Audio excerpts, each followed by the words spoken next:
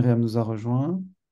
Euh, bien, ben écoute, Mhm. on va y aller. Donc, bonjour à toutes et à tous. Merci de nous rejoindre en ligne pour cette nouvelle séance du séminaire de recherche du pôle sciences sociales du contemporain de l'IREMA.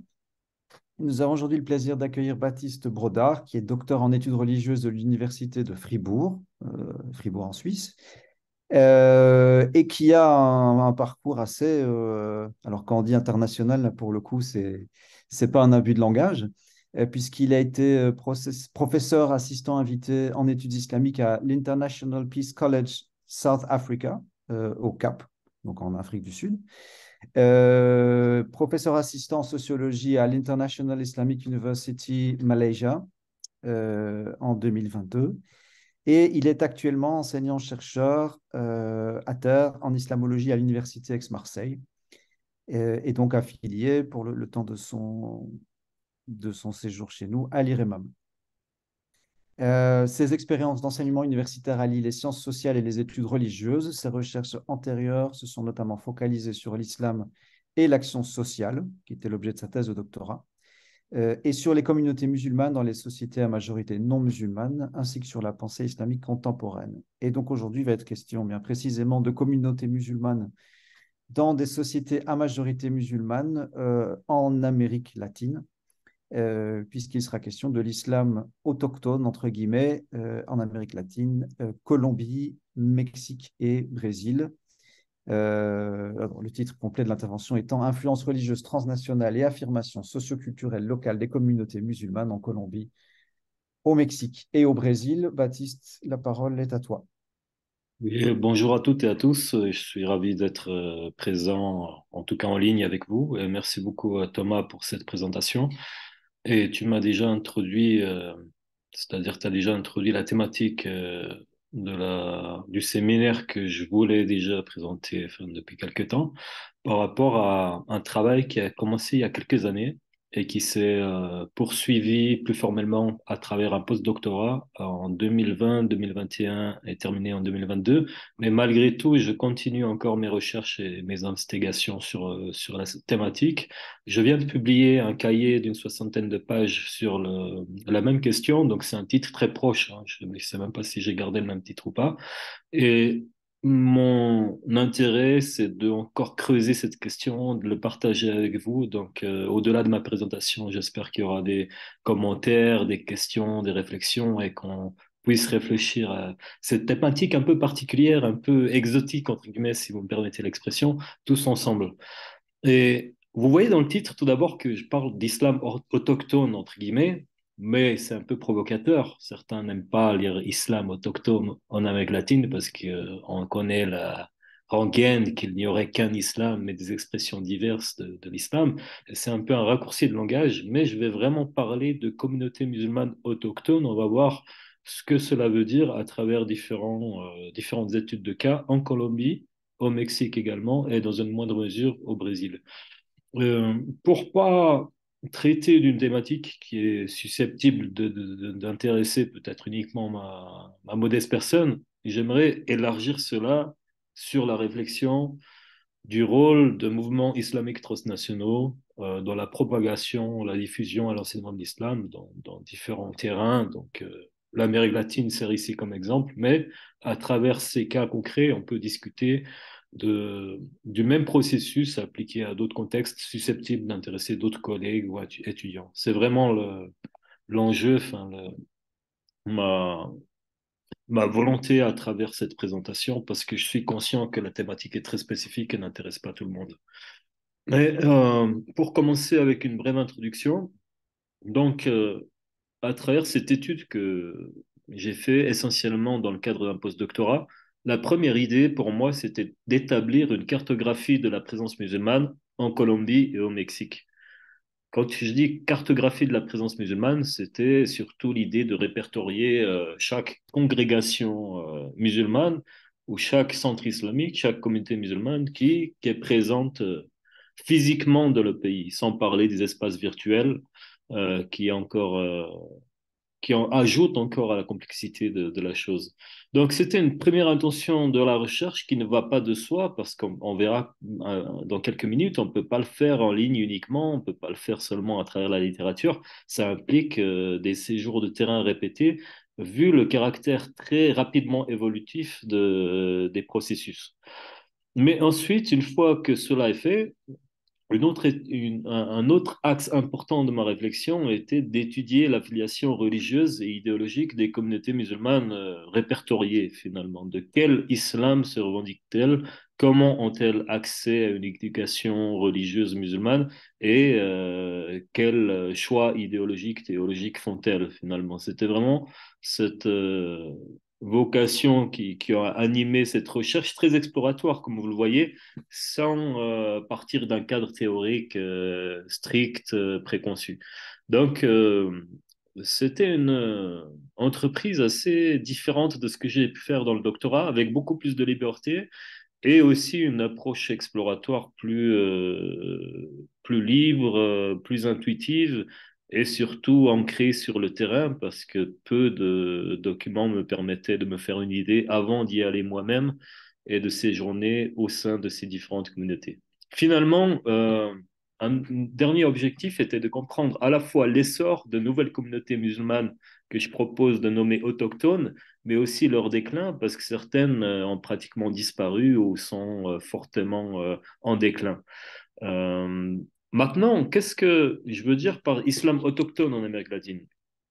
Je parle ici par position un peu rapide, elle n'est pas si dichotomique que ça, on le verra, mais je voulais opposer tout d'abord les communautés musulmanes créées par des phénomènes de migration récente, surtout en provenance du Moyen-Orient, du Proche-Orient, comme on le voit en Colombie, mais aussi au Mexique dans une moindre mesure, et au Brésil, c'est beaucoup plus important quantitativement. Donc cela représente une première présence musulmane dans ces pays qui, elle, fait de processus migratoires. Donc des musulmans qui sont des migrants ou des fils descendants directs de migrants, peut-on dire. À cela s'ajoutent des processus de conversion qui sont très importants dans certaines régions. On va jusqu'à découvrir des centres islamiques qui sont majoritairement fréquentés par des personnes converties ou alors par leurs descendants directs. Je parle de leurs fils ou de leurs filles. Et ici, cela m'a attiré l'attention particulièrement dans ce processus de recherche du post-doctorat pour finalement décider de me focaliser sur cela et non pas sur les communautés musulmanes composées d'une majorité de migrants. Bien sûr, ces communautés sont souvent hétérogènes, donc on retrouve dans certaines mosquées un tiers de migrants, deux tiers de personnes converties, ou peu importe. Mais l'idée était vraiment d'avoir une réflexion sur les conversions non seulement individuelles à l'islam, mais aussi collectives. Et on va le voir à travers des études de cas plus concrètes où il existe des communautés en Amérique latine quasi exclusivement de convertis, ce qui est très rare, voire inexistant en Europe ou sur d'autres continents. Et c'est aussi l'intérêt d'étudier l'islam en Amérique latine parce que c'est une question un peu provocatrice qu'on peut recevoir souvent. Pourquoi étudier l'islam dans des pays où la population musulmane compose d'un pour mille, pardon, moins d'un pour mille de la population, comme en Colombie, comme au Mexique.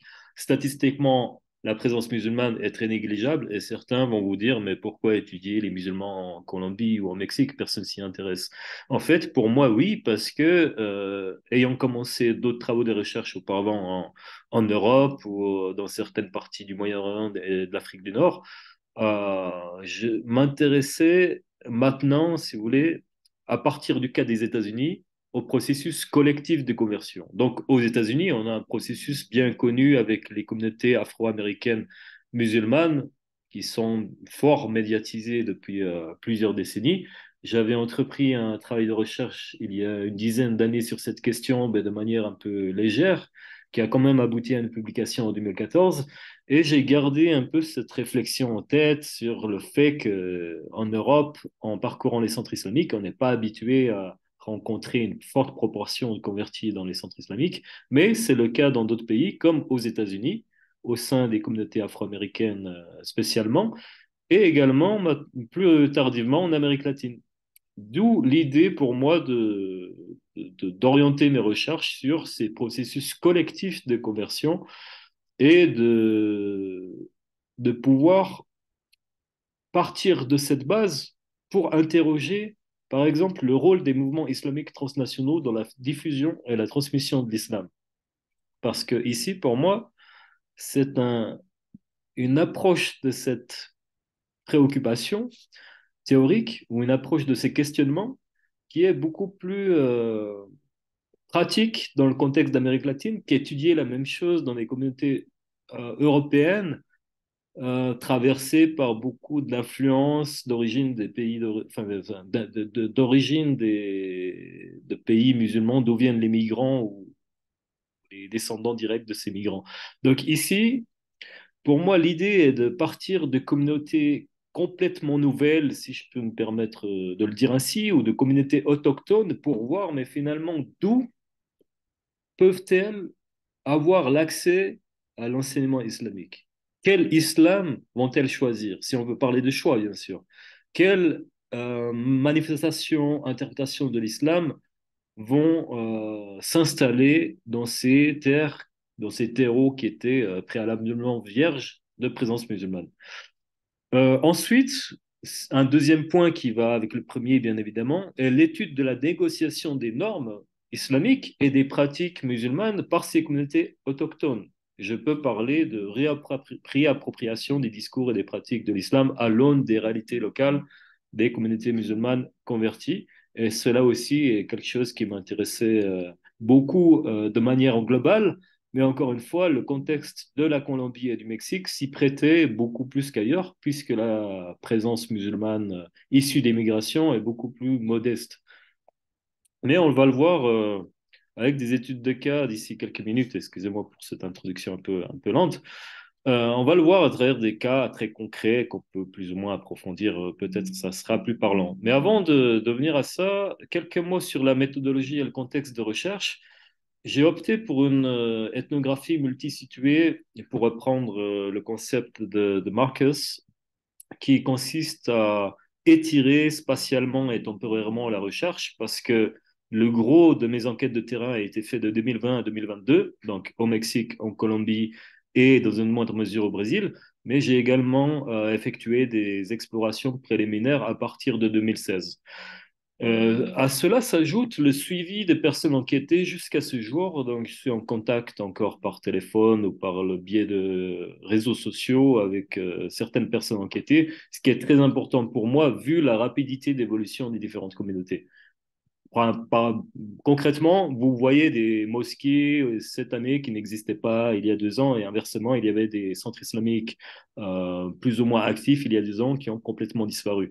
Donc pour moi, c'est aussi important d'avoir un suivi avec ces personnes enquêtées, puisque l'enquête n'est pas terminée, bien qu'il y ait une publication assez conséquente, mais c'est quelque chose qui reste à approfondir, et surtout les évolutions de la cartographie musulmane de ces zones vont continuer certainement durant plusieurs décennies. Donc, je pense ici qu'une approche longitudinale aurait beaucoup à nous enseigner.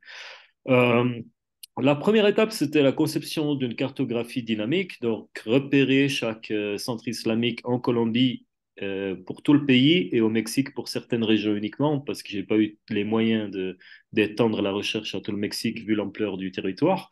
Et pourquoi dynamique? Parce que au fil du temps, on voit un processus d'apparition, de disparition de certains centres islamiques et des rapports de force évolutifs, d'où le projet de continuer l'enquête ultérieurement.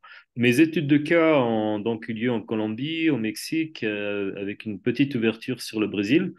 Et beaucoup de mes terrains peuvent être qualifiés de sensibles. Donc, cela a nécessité une approche ethnographique tout d'abord, avec l'immersion et l'observation participante comme outil, et beaucoup d'entretiens informels, vu la complexité d'accès aux données et d'accès aux personnes enquêtées. Dans certains cas, il y avait des risques de sécurité, dans d'autres, il y avait une méfiance par rapport à tout acteur étranger, le chercheur étant souvent perçu comme un agent du renseignement ou de la police. Et cela a nécessité vraiment une approche en douce et en immersion pour gagner la confiance des personnes enquêtées et qu'ils adhèrent aussi à la réflexion et au projet de recherche. Maintenant, un point qui m'a semblé très intéressant à travers mes enquêtes, et je le lis ici à la méthodologie. Je parle de fantasmes, d'exagération et même de fake news dans le traitement de l'islam en Amérique latine. Je vais prendre deux exemples rapidement. Mais c'est cela pour moi qui a vraiment justifié l'approche empirique. L'approche ethnographique par l'immersion a été, et par des entretiens aussi recoupés, pas seulement des entretiens formels avec un nombre d'acteurs limité, mais étendre le spectre des entretiens de différentes natures avec des publics plus larges, ont été absolument nécessaires pour essayer d'obtenir des données correctes ou correctes au maximum que j'ai pu. Tout d'abord, rien que le fait d'identifier les centres islamiques concrets et les congrégations n'ont pas été si simples que prévu. C'est-à-dire qu'il n'y a pas de liste officielle tout d'abord. Même sur une simple recherche sur Google ou Google Maps vont faire apparaître des mosquées qui en fait ne sont pas des mosquées ou n'existent plus depuis X temps. Et au contraire, d'autres centres islamiques influents n'ont aucune présence sur Internet, ou en tout cas pas sur les moteurs de recherche classiques. Donc, il a fallu vraiment prendre du temps pour aller sur le terrain, pour aller à la rencontre des acteurs. Et c'est aussi un processus de boule de neige qui a permis d'avoir petit à petit accès à une cartographie de plus en plus détaillée de la présence musulmane. Ça n'aurait pas été possible sans ces enquêtes de terrain assez coûteuses en termes de temps, d'argent et d'énergie, mais qui sont impératives pour ce genre d'entreprise. Cela a surtout permis d'éviter les fantasmes et exagérations liées à l'expansion de l'islam dans ces pays. Je prends deux exemples rapidement. Le premier, c'est l'essor de l'islam dans les favelas du Brésil, qui a été médiatisé par différents journaux, sites internet, même chaînes télévisées. Je pense à un petit documentaire de Al Jazeera sur l'islam dans les favelas, la conversion de jeunes de quartiers pauvres au Brésil, etc., qui auraient trouvé dans l'islam une voie de sortie de la délinquance, ce que je nie pas, mais qui reste un phénomène très superficiel ou plutôt très marginal et limité. Et pour cela, il m'a fallu y aller. Enfin, j'ai fait un temps d'observation, un séjour d'observation en périphérie de Sao Paulo, dans une favela, dans une mosquée tenue par des Brésiliens convertis à l'islam, qui m'ont affirmé que c'était le seul cas qui existait à leur connaissance dans le pays. C'est-à-dire, on compte ici concrètement une communauté de 40, 50 personnes, dont la plupart sont convertis. Effectivement, dans une favela, dans un quartier défavorisé, et sujet à des problématiques de violence, etc. Mais ces personnes m'ont rapidement raisonné, parce que j'étais parti avec des a priori, vu mes recherches, mes lectures préalables, m'ont rapidement minimisé le phénomène. On a dit, mais en fait, nous, on est 40, mais il y a beaucoup de médias qui nous contactent, certains chercheurs nous contactent, mais en fait, le phénomène est très limité et marginalisé, et cela n'existe pas ailleurs au Brésil, selon nous. En fait, ensuite, j'ai fait quelques recherches et effectivement, j'ai pas trouvé d'autres communautés musulmanes autochtones au Brésil, à part dans cette favela, si ce n'est dans l'état de Sergipe, au nord, dans une petite ville qui se nomme Itabaiana, où une communauté musulmane autochtone a été consécutive à la conversion d'un pasteur évangélique. Donc le pasteur évangélique devenu musulman, il a gardé ses mêmes fidèles. Certains l'ont suivi dans l'islam et une communauté locale est née. Donc il y a une mosquée dans cette ville, même deux mosquées aujourd'hui parce qu'il y a une scission du groupe, phénomène assez classique en Amérique latine. Mais ici, on voit bien que quand on entend parler d'essor de l'islam dans les favelas, de conversion massive, on se rend compte rapidement sur le terrain qu'il s'agit d'exagération, de certains fantasmes, alimentés soit par des médias désireux de faire sensation, ou soit par une certaine presse sécuritaire, parfois orientée atlantico-sioniste dans certains cas. Et là, j'en viens au deuxième cas, de Hezbollah Venezuela, une organisation mystérieuse du Venezuela, mais active en Colombie, parce qu'il s'agit de la frontière et de la zone de la Guajira, qui est proche de la ville de Maicao. entourant la ville de Maïka ou en Colombie, où, selon une série d'articles qu'on retrouve jusqu'à ce jour sur Internet, il y aurait eu une organisation qui s'appelle Hezbollah Venezuela, qui serait liée même au Hezbollah libanais et qui est dirigée, fondée par une personne qui s'appelle Théodore Darnot. Et cette personne a écrit une autobiographie assez fantastique. Quand on lit son récit autobiographique, on se rend compte de certaines contradictions, y compris dans ses autres écrits. Et en allant sur le terrain, en parlant avec les musulmans ou d'autres personnes qui ont côtoyé les musulmans dans cette région frontalière du Venezuela, mais du côté colombien, on va se confronter à certains sourires un peu moqueurs. Certaines personnes, finalement, m'ont dit, mais cette personne est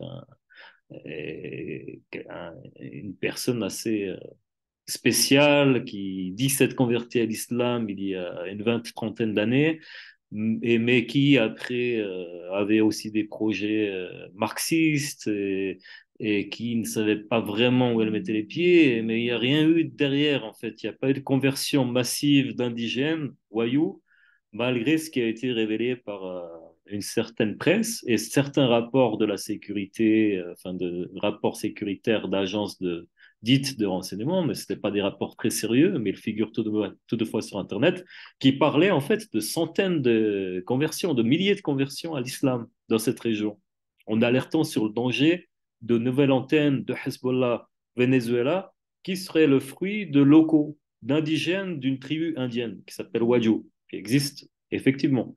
Mais pratiquement aucune personne convertie à l'islam de cette tribu n'a été connue dans l'entourage.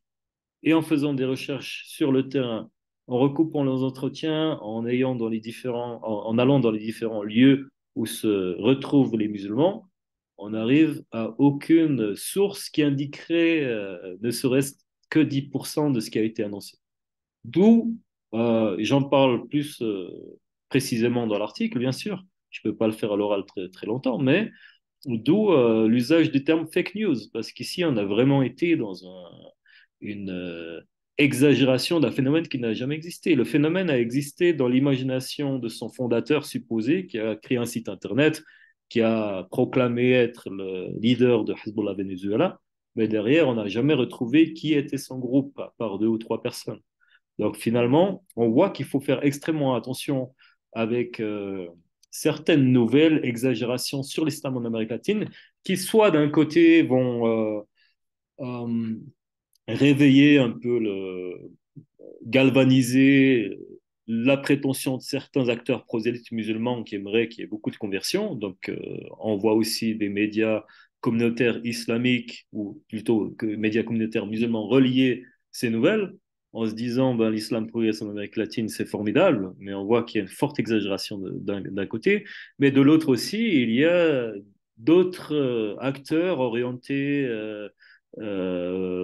qui parfois émettent une sympathie pour Israël ou qui se rangent du côté de néolibérateurs, néoconservateurs plutôt américains et qui alertent sur un danger entre islam et marxisme en Amérique latine. Il y a beaucoup de théories du genre qui sont jamais avérées. On parle aussi du trafic de stupéfiants en Colombie qui seraient utilisés pour les réseaux djihadistes, etc. On a lu un peu, enfin, on a lu énormément de choses, mais en allant sur le terrain, on voit qu'il y a non seulement des exagérations, mais aussi des élaborations complètement farfelues de faits qui n'ont pas jamais existé. Par exemple, la présence de Al-Qaïda au Chiapas n'a jamais été vue par n'importe. Enfin, on n'a jamais eu un témoignage de la présence de Al-Qaïda au Chiapas, mais on peut lire dans certains médias que Al-Qaïda était actif au Chiapas. Bon. Maintenant, pour revenir à des études de cas concrètes, j'aimerais introduire deux cas sans aller trop dans les détails, mais pour vous montrer qu'en Amérique latine, on a quand même des communautés musulmanes qu'on peut qualifier d'autochtones, dans le sens où elles sont le fruit de conversion et que jusqu'à aujourd'hui, plus de 90% de leur composants de leurs composantes, pardon, dans certains cas, 100% même, sont des personnes converties à l'islam ou leurs descendants directs, donc leur fils ou leur fille. Le premier cas, en termes de date, est la communauté afro-colombienne de Buenaventura, une ville située sur la côte pacifique de Colombie, qui est connue pour sa pauvreté, qui est connue pour sa très forte population afro-descendante et pour son insécurité liée au trafic de stupéfiants, puisque c'est la première porte de sortie de la cocaïne du pays, avec une situation parfois qui fait craindre une guerre civile. Euh, mais ici, on va parler de la constitution du comité musulman dans cette ville, ce qui est pratiquement, en tant que grand voyageur, personnellement, ça m'a surpris d'abord de découvrir qu'il y a une communauté musulmane dans une telle région marginalisée sur tous les plans, y compris marginalisée géographiquement, parce que c'est pas l'endroit le plus rapide euh, pour s'y rendre. Donc, on compte 60 ans d'histoire musulmane dans cette ville. Tout est parti de l'activisme de marins venus du Panama et des États-Unis, de marins afro-américains, qui ont diffusé les idées de la Nation of Islam, de la secte Nation de l'Islam, à Buenaventura, ce qui a créé un certain groupe d'intérêts qui ont commencé à s'appeler Muslims, musulmanos, musulmans finalement, mais en ayant des préoccupations beaucoup plus politiques que religieuses. Donc, cela a créé un premier lien avec l'islam, mais très loin de ce qu'on entend, entre guillemets, par orthodoxie, jusqu'à l'arrivée dans les années 70 d'une personne originaire de Guyane en voyage qui a essayé de propager le sunnisme en voyant, enfin, en rencontrant ce groupe, en se rendant compte que certains des membres de la Nation of Islam parlaient d'islam sans savoir ce qu'il était. Il a essayé de petit à petit d'enseigner le sunnisme. Une partie du groupe initial est donc devenue sunnite dans les années 70. Et cela a duré jusqu'aux années 80. L'autre partie est restée fidèle à la Nation of Islam. Ensuite, la communauté était en recherche de ressources et elle a pris l'initiative de contacter les ambassades de pays musulmans du pays pour avoir de l'aide financière, de l'aide en termes de livres, de bourses d'études, etc. Donc ils ont contacté par exemple le Koweït, l'Arabie Saoudite, l'Égypte, je ne me rappelle plus la liste complète, mais finalement c'est seulement l'Iran qui a répondu. Donc l'ambassade iranienne a été contactée, ils sont empressés de répondre, ils ont envoyé une délégation dans la ville et à partir de ce moment-là, un groupe est devenu chiite, le groupe majoritaire. On leur a donné des bourses pour étudier la théologie chiite d'abord à Buenos Aires, en Argentine, où il existe un centre assez important, puis à Qom. Et le fait que certains Afro-Colombiens de cette ville ont étudié durant 10, 15 ans avant de retourner en Colombie a vraiment placé ou affirmé le schisme dans cette communauté et le sunnisme a été oublié pratiquement, sauf de la part de certains musulmans de Buenaventura qui sont partis dans d'autres villes. Donc la communauté musulmane de Buenaventura, dans les années 80, 90, 2000, est devenue entièrement chiite. Valencia Potes, qui est connu comme le Cheikh Mounir, il a écrit un mémoire sur cette histoire. Il explique qu'il s'agit de la seule communauté musulmane du continent entièrement composée d'afro-descendants. En plus de cela, il dit qu'elle est chiite. La manière dont, au niveau local, les éléments ethniques et religieux se mélangent et s'influencent mutuellement fait du schisme de Buenaventura un cas unique. Donc, on trouve une certaine littérature sur ces cas. Euh, Au début des années 2000, la communauté a construit une mosquée, enfin, a acheté un bâtiment qui a été rénové en mosquée plutôt, et bâti deux écoles. Les écoles sont destinées à des enfants pauvres de la ville, mais les 90% des enfants sont de confession chrétienne. L'enseignement à l'école n'est pas islamique à proprement parler, sauf qu'ils apprennent à réciter le Fatiha et ils apprennent également l'alphabet en arabe et certaines notions, certains mots, certaines salutations, tout en restant chrétiens, d'après les organisateurs, les fondateurs et les dirigeants de cette école. Et on compte jusqu'à aujourd'hui, enfin, déjà par rapport au nombre, c'est assez difficile à estimer cette communauté, Dans mes recherches, je pense pas qu'elle excède 50, 60, 70 membres maximum, à travers mes observations et mes entretiens recoupés. Mais certains parlaient de 300 membres, donc en remontant plus loin dans le passé, bon, je peux admettre cela, mais à mon avis, une grande partie des anciens membres ont déserté ou ont quitté la communauté ou ne se revendiquent plus comme musulmans ou alors suivent une pratique individuelle de l'islam chez eux. Donc on va revoir un peu plus tard les raisons de ces changements. Mais jusqu'à aujourd'hui, on remarque une affiliation théologique religieuse au guide iranien, donc au schisme duodécimain, avec Khamenei qui figure comme le leader, mais en même temps, on sent une autonomisation croissante vis-à-vis de l'Iran. Donc aujourd'hui, les responsables et les fidèles de ce centre islamique émettent des critiques par rapport à la politique iranienne. Et ils émettent aussi des critiques par rapport à l'ambassade iranienne qui, selon eux, chercherait à un peu manipuler ou tirer profit de la présence musulmane en Colombie. Donc il y a une certaine conscience tout en paradoxalement étant mitigé par cette allégeance chiite du haut très forte par rapport à Khamenei. Donc le lien avec l'Iran perdure, bien qu'il y ait quelques critiques. Ici, vous avez l'image de l'imam Sheikh Mounir avec une partie des étudiants. Derrière, vous verrez la photo de Malcolm X, qui est toujours une référence omniprésente depuis le temps de la Nation of Islam. Et le passage de cette communauté au schisme n'a pas occulté l'importance de Malcolm X comme un inspirateur, comme une figure de référence.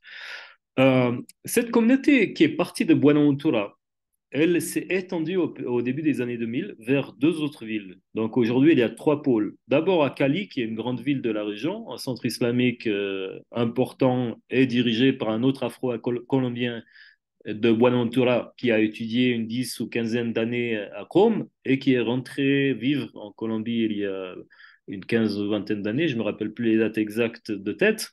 Et cette mosquée est pratiquement active finalement en organisant des, des prières plusieurs fois dans la semaine.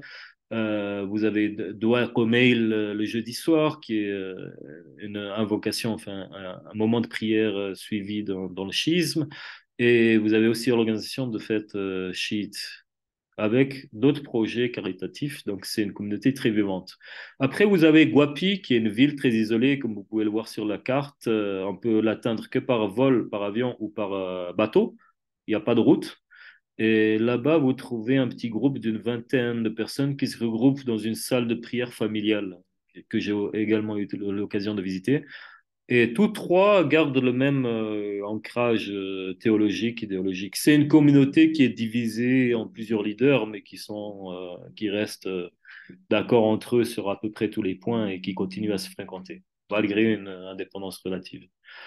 Maintenant, il y a un fait beaucoup moins connu à Buenaventura, c'est le fait d'une présence sunnite beaucoup plus modeste, qui est le fait de conversion, enfin, de migrants qui étaient aux États-Unis, qui étaient impliqués pour la plupart dans la délinquance, qui ont été détenus dans des prisons américaines, qui ont connu l'islam sunnite vis-à-vis de leur fréquentation dans les prisons américaines, notamment avec les Afro-Colombiens, et qui, en étant expulsés à Buenaventura, se sont retrouvés. Donc, on compte un groupe d'une quinzaine de personnes qui ont fini en 2021 par réussir à organiser une mosquée.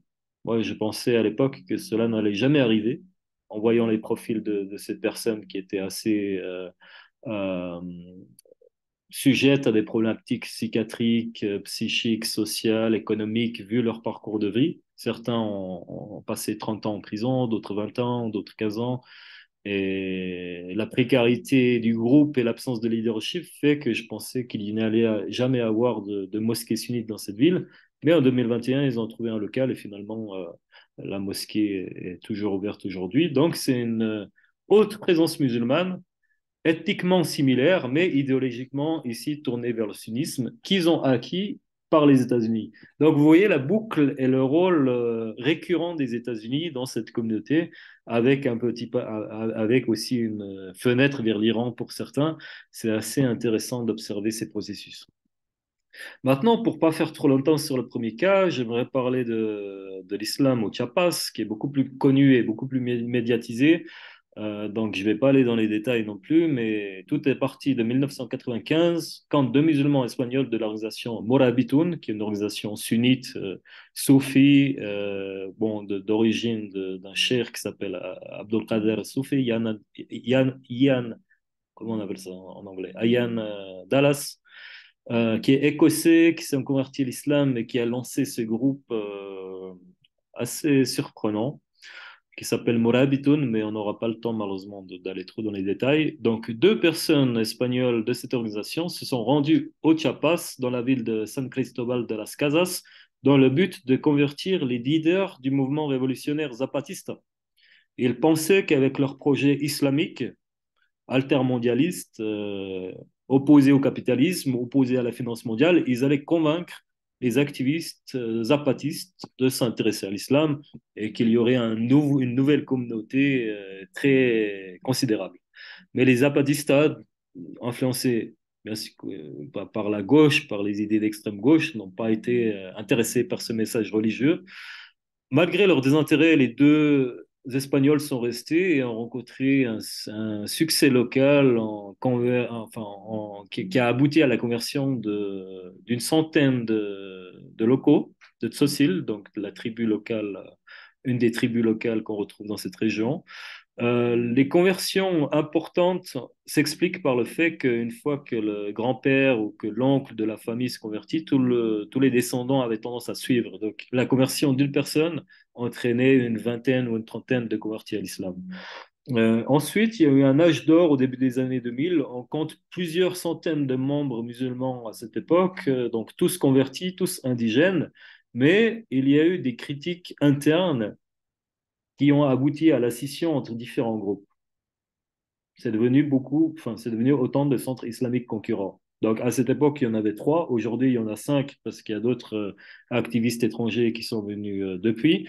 Il y a une littérature abondante sur ces cas, donc j'entre pas trop dans les détails parce que sinon je vais pas avoir le temps de finir. Mais ici, vous avez une petite image de deux Mexicains de la région convertis à l'islam devant une mosquée. Enfin, devant ce qui sert comme salle de prière et qui est appelée mesquita, mosquée. Maintenant, en faisant un raccourci, en passant à l'époque actuelle, on a aujourd'hui cinq congrégations musulmanes différentes, c'est-à-dire cinq centres islamiques, ou c'est-à-dire cinq lieux de prière. Et les cinq ne s'adressent pratiquement pas à la parole, en tout cas pour les leaders, mais une partie des fidèles ne s'intéressent pas à ces divisions et vont fréquenter différentes mosquées en fonction de leur grille. Donc, la ville est très restreinte et parfois vous avez trois mosquées situées dans un rayon de 700 ou 800 mètres. Deux des mosquées sont, par exemple, séparées seulement par une route. Et c'est assez intéressant de voir que pendant le Ramadan 2021, vous pouviez faire la prière de Taraweh le soir dans cinq différentes mosquées, enfin dans les cinq différents centres, et l'iftar était servi également quotidiennement dans les cinq centres, sans qu'il y ait de projets communs entre eux. Il y a beaucoup de concurrence, on peut le dire comme ça. Donc, on a la présence Morabitoun, on a une nouvelle mosquée, enfin la deuxième mosquée qui a été créée se dit sunnite, certains la disent salafiste. Dans les deux cas, je mets des guillemets. Parce que les Morabitoun sont aussi sunnites et les soufis sont aussi sunnites. Mais comme la deuxième est appelée sunnite, en référence à la salafia, etc., je les mets ici sous forme de guillemets. Donc la troisième est un centre islamique géré par un cheikh d'origine syrien qui est proche des Ba'alawi du Yémen. Donc on est aussi dans le sunnisme shafi'ite soufi. La quatrième groupe est Ahmadiyya. Il a été initié par un local qui était auparavant membre des Morabitoun, mais qui, à la suite de voyages en Europe, a connu la Ahmadiyya et ensuite il a eu des financements de ce groupe et il a fondé un centre islamique Ahmadiyya. Et les cinquièmes, les plus récents, sont les Turcs du groupe Suleimanji, qui viennent d'arriver à peu près il y a 2 ans, qui ont l'idée de créer une madrasa pour les jeunes de la région et les envoyer en Turquie pour qu'ils deviennent les leaders mexicains musulmans de demain. Mais en plus de ça, la ville reçoit beaucoup de curieux, d'activistes musulmans, de journalistes aussi, et de croyants en quête d'authenticité. Donc certains musulmans mexicains ou étrangers vont s'installer dans cette ville pour essayer de vivre leur islam dans une terre un peu reculée, un peu alternative. Ici, vous avez la photo de la première mosquée et Imam Malik des Moulabitoun. Sur la pancarte qu'on voit sur la porte, il y a un texte qui explique que l'islam condamne le terrorisme et est opposé à toute forme d'oppression et d'injustice. Le texte est bien sûr en espagnol.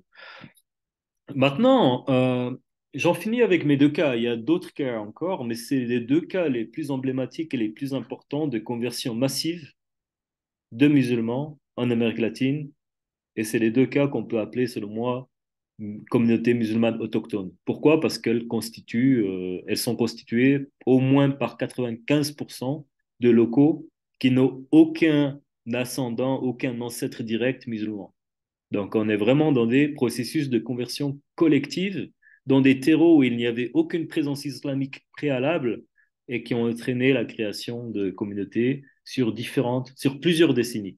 60 ans pour Buenaventura et ici au Chiapas, on est à peu près sur une période de 30 ans. Il y a une conjonction de deux facteurs qui permet, selon moi, d'expliquer le succès du processus de conversion collective à l'islam dans certaines zones en Amérique latine. Dans les deux cas, on voit qu'à la fois, il y a des terreaux fertiles favorables à de nouvelles formes de religiosité, à de nouveaux acteurs religieux, et à cela s'ajoute bien sûr un activisme externe d'acteurs musulmans venus dans le but de faire darwa, dans le but de propager l'islam. Pour le premier facteur, on voit que dans les deux cas, au Chiapas et à Buenaventura, il y a une forte pauvreté et une marginalisation non seulement sociale et économique très forte, mais aussi la dimension ethnique qui ajoute à cette marginalisation. Les Afro-Colombiens de la côte pacifique colombienne, de Buenaventura et d'autres régions limitrophes, se disent marginalisés aussi en raison de leur apparence et de leur origine ethnique. Les Tzotzil, les Tzetzal du Chiapas se disent également marginalisés par rapport à leur affiliation indigène, à leur langue, à leur culture, etc. En plus de cela, les deux groupes souffrent d'une pauvreté régionalisée beaucoup plus forte que la moyenne du pays. Donc on a une forte marginalisation sur tous les plans qui s'accompagne par une fragmentation du champ religieux et un déclin de l'hégémonie catholique. Dans les deux cas, c'est très intéressant de voir que c'est les régions des pays respectifs où l'Église catholique est la moins conséquente, la moins importante, la moins implantée. L'État du Chiapas au Mexicain, c'est l'État le moins catholique du pays. Et la ville de Buenaventura aussi n'est pas connue pour être très catholique. Il y a une sorte d'érosion qui permet à d'autres acteurs de s'implanter. Alors que quand on voit des régions beaucoup plus traditionnellement catholiques dans ces mêmes pays, on sent qu'il y a une résistance naturellement plus forte à la venue d'acteurs religieux prosélytes d'autres religions, serait-ce les chrétiens, bien sûr, parce que cela s'applique également à la présence et à la venue d'acteurs évangéliques qui trouvent les mêmes ouvertures s'il y a marginalisation et s'il y a érosion de l'hégémonie catholique. Troisième facteur intéressant, surtout pour le cas colombien et brésilien, on sent une forte ouverture à l'expérimentation religieuse. Beaucoup témoignent en ce sens, des convertis, ils se disent, ben, nous, on est dans une démarche de foi, de quête spirituelle, et on n'a aucun problème d'essayer différentes religions. Edio Suarez parle de butinage religieux dans le cas brésilien, et ici, on est dans un constat très proche. Donc ça, c'est pour les facteurs liés au terreau favorable à de nouvelles religiosités. Et à cela s'ajoute bien sûr la venue d'acteurs religieux musulmans extérieurs dans le but de faire darwa. Cela est très clair pour le cas du Chiapas, mais aussi pour le cas de Buenaventura. On voit que d'abord, c'est des marins de la Nation of Islam qui ont diffusé les idées, qui ont semé une sorte d'engrais islamique, si vous me permettez l'expression, bien que Nation of Islam et Islam sunnite ou chiite sont des réalités complètement différentes. Il y a eu cette entrée par la symbolique, par le vocabulaire de l'islam dans cette zone, par l'activisme finalement d'étrangers, tant dans le cas de Buenaventura que dans le cas du Chiapas. Maintenant, on peut ouvrir cette réflexion sur d'autres cas en regardant que ailleurs en Colombie, ailleurs au Mexique, on voit aujourd'hui, depuis une dizaine d'années, une vingtaine d'années, mais de plus en plus, un, un grand éventail d'acteurs musulmans, non seulement sunnites, mais aussi chiites et ahmadis également, qui se rendent en Amérique latine avec l'intention annoncée, souvent clairement, de faire da'wah, de faire une sorte de mission de conversion, d'essayer de transmettre l'islam aux gens auxquels le message supposément n'est pas parvenu. Donc, on voit des acteurs très différents, organisés en petites organisations, plus ou moins financées, plus ou moins privées, plus ou moins liées à des États, mais rarement, avec des récurrences au Brésil, en Colombie et au Mexique également. Donc, ces récurrences permettent d'identifier une sorte de dresser une liste d'acteurs islamiques étrangers qui vont faire du prosélytisme dans ces pays. D'un côté, on a des influences turques diverses et concurrentes. On a les Süleymanji, on a Norju de Risalat Nur, donc on appelle ça Jamaat Nur en Turquie, Nur Jamaat plutôt.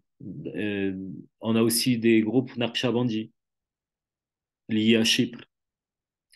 On a aussi un groupe Naqshbandi lié à Osman Tobaş Efendi d'Istanbul. Donc, autant d'influences turques diverses qui ne sont pas liées au gouvernement, mais qui sont des organisations islamiques de Turquie qui vont aussi dans ces pays pour essayer d'aboutir à des conversions à l'islam. D'un autre côté, on a des réseaux salafistes, mais qui ne sont plus liés à l'Arabie Saoudite, qui sont liés à des acteurs prosélytes privés. Donc, j'ai également une liste. On peut discuter de ça peut-être plus tard dans la discussion.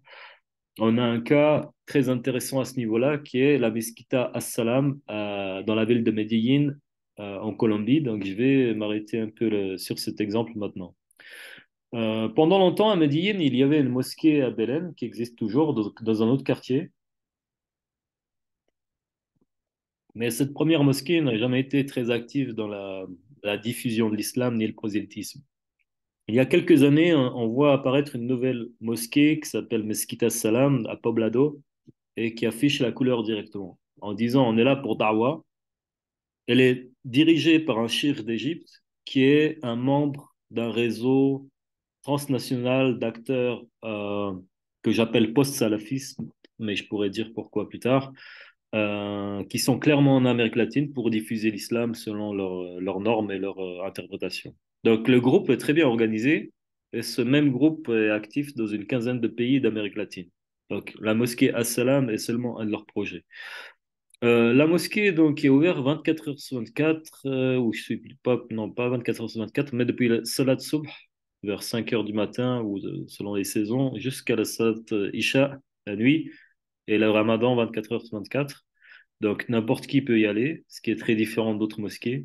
Il y a beaucoup d'activités organisées, comme des prêches dans des parcs, des activités sociales comme les maraudes, des distributions de brochures, et tout tourne autour de la da'wah. Ce mot apparaît continuellement dans toutes les activités. Même les activités caritatives sont là pour la da'wah, et cela est assumé par les responsables de ce centre. Du coup, il y a beaucoup de convertis. Il y a certains migrants qui participent aux prières, mais la plupart sont des Colombiens convertis à l'islam. Et de plus en plus. Si on regarde ce qui s'est passé entre 2020 ou 2019 et 2022, on voit une explosion très importante. Au début, on comptait une dizaine de fidèles réguliers de la mosquée, puis aujourd'hui, on compte à peu près une centaine. Mais l'engagement religieux est souvent fragile et peu durable. Il y a un grand turnover. Il y a beaucoup de personnes qui se convertissent, mais ensuite qui ne viennent plus à la mosquée. Donc cela questionne sur le sérieux et la sincérité des conversions. Et en observant les activités, on peut déduire à une certaine surenchère de la shahada où le but est que les personnes se convertissent. On filme cela, on envoie la preuve aux donateurs et cela montre le succès de l'entreprise de conversion sans se soucier de la pérennité des engagements de la religion. Donc, une personne qui était liée à ce centre, mais qui est sortie, qui est d'ailleurs française, un musulman de France qui était là-bas pour aussi essayer de faire son projet musulman, critique ce groupe en disant que ils montent sur leurs vidéos pour attraper les fonds de l'étranger, des vidéos, et ils montrent des villages entiers qui se convertissent, mais il n'y a rien, juste des sacs de riz en échange d'une fausse shahada. Donc cela, ce sont ses propos, pas les miens bien sûr. Mais vous voyez un peu la critique dont fait objet ce centre islamique, une critique qui est assez acérée, mais qui renvoie aussi à des observations où on remarque que parfois les membres de la mosquée se rendent dans un quartier pauvre avec des denrées alimentaires. Ensuite, ils demandent aux gens de dire la shahada, en expliquant ce que ça veut dire, mais la plupart répètent cela comme un jeu finalement, vous voyez. Ensuite, ah, bienvenue, maintenant vous êtes musulman, vous pouvez venir à la mosquée et un repas est organisé demain. Et l'idée du repas parvient à attirer beaucoup de personnes. Et cela dure un temps. Cela dure quelques semaines, quelques mois pour des personnes qui finalement, s'ils n'ont pas un intérêt pour l'islam, vont disparaître parce qu'elles n'auront pas non plus d'intérêt économique à y participer. Mais cela questionne, dans beaucoup de cas, au Mexique et en Colombie, la sérieuxité des conversions à l'islam. Ici, vous avez l'image de cette mosquée, un repas qui est distribué aux fidèles. Ici, vous avez une image des campagnes de Darwa qui sont faites dans la rue, donc à l'extérieur, à Medellín, dans différents sites, parfois dans des parcs. Ici, j'ai pris une photo avec des jeunes, deux Colombiens et un Vénézuélien sur le bas de l'image, que j'ai rencontrés, qui sont convertis à l'islam. Mais eux, à la différence des autres, ils ont eu un engagement très soutenu. Ils ont pratiquement arrêté toute leur activité antérieure pour passer tout leur temps dans la mosquée. Deux d'entre eux, les deux qui sont au-dessus de l'image, sont ensuite partis en Indonésie pour faire des études islamiques dans une madrasa d'obédience salafiste également. Donc l'un des deux est toujours là-bas, l'autre est rentré. Et ici, on parle d'engagement durable, mais c'est de loin pas le cas de toutes les conversions. En gros, ici, bon, j'ai parlé cette mesquite à Salam pour illustrer un peu ces processus de conversion pas toujours sérieux. Mais dans tous les cas, on voit que en allant dans certaines villes, enfin, certaines villes où les communautés musulmanes sont actives au Mexique et en Colombie, on note d'abord une forte diversité idéologique et une compétition pour l'orthodoxie qui est importante, à la fois sur Internet, mais aussi dans les espaces religieux. Chacun veut proposer ses propres projets, ses propres affaires, en ayant souvent tendance à dire que l'islam orthodoxe, entre guillemets, se trouve de son côté. Maintenant, on a aussi la problématique de la pérennité des engagements individuelle, mais aussi la pérennité des communautés musulmanes, parce que certaines sont en crise, beaucoup sont en crise et tendent à décliner.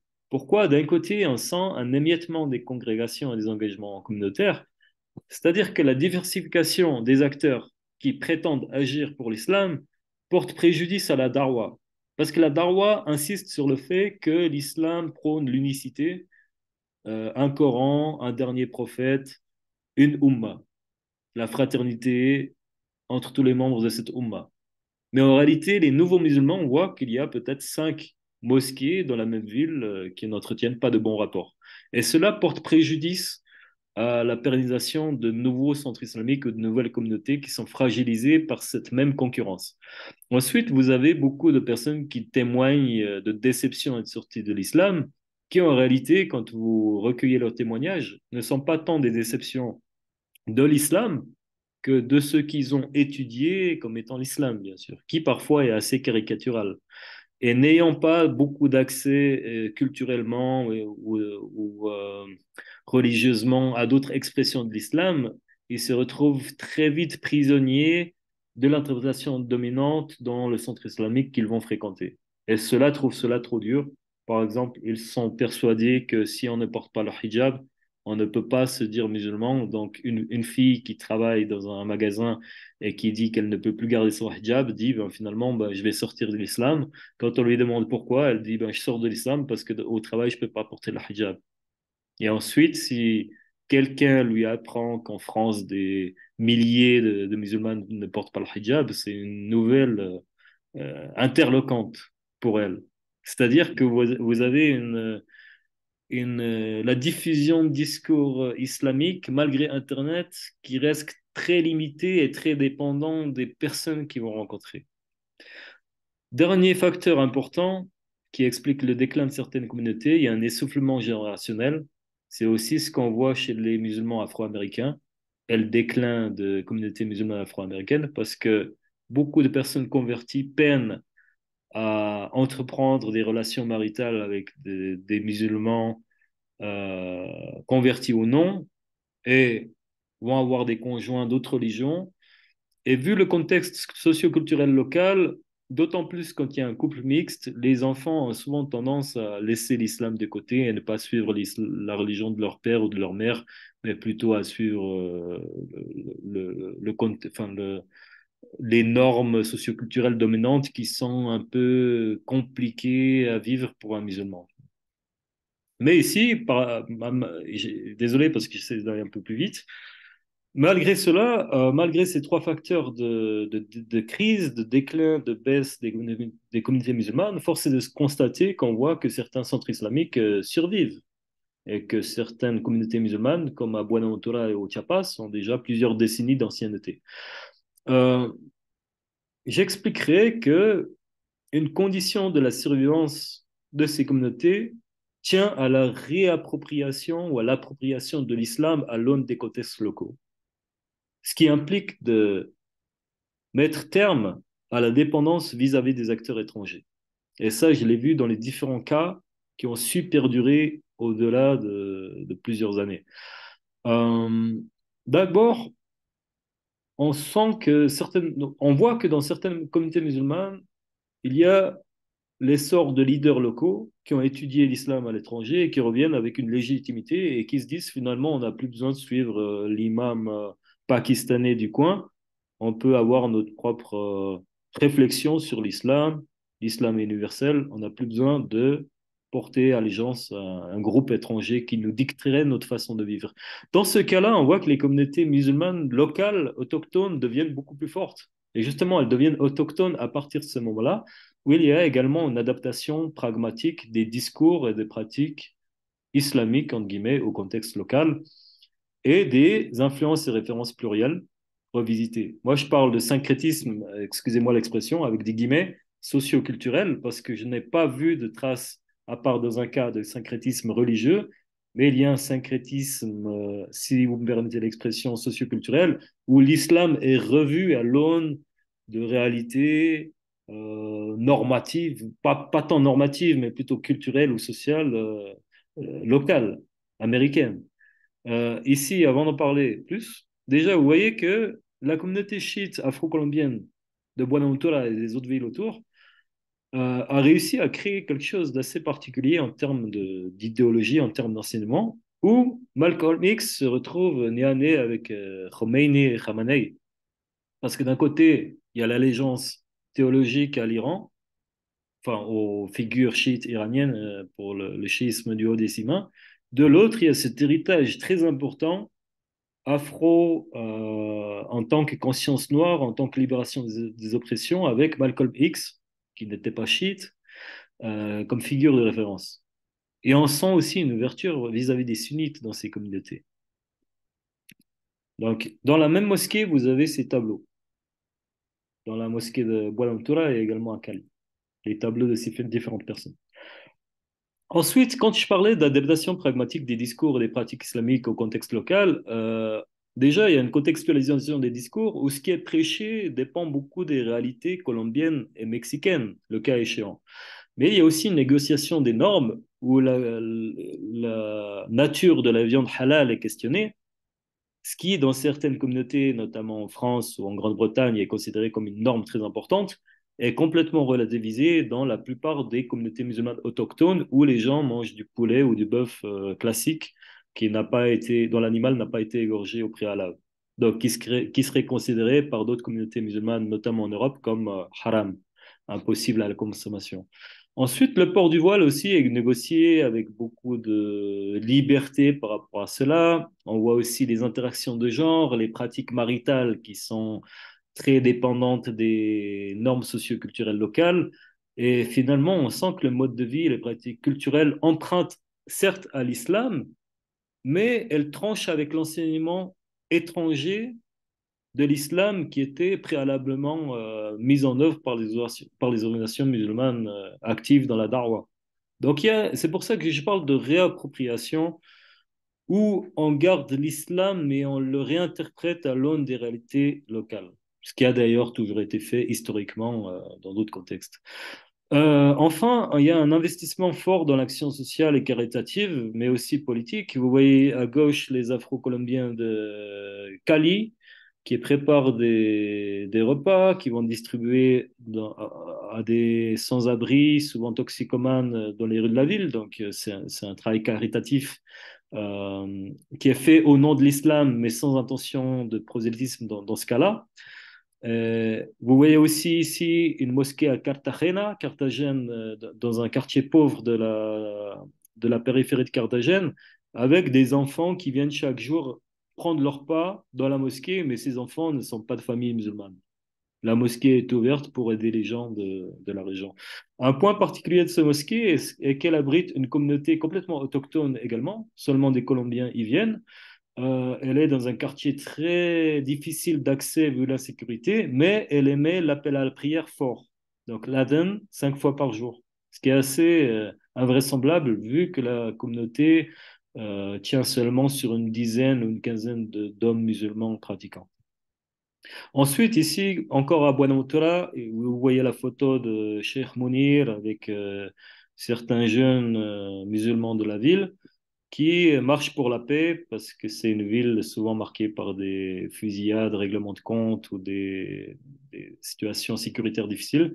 Et ils se sont joints à une manifestation locale pour la paix pour exprimer leur solidarité. En conclusion, pour la conclusion, j'aimerais réfléchir sur l'identité latino-américaine et l'islam. Est-ce qu'il y a une identité islamique latino-américaine?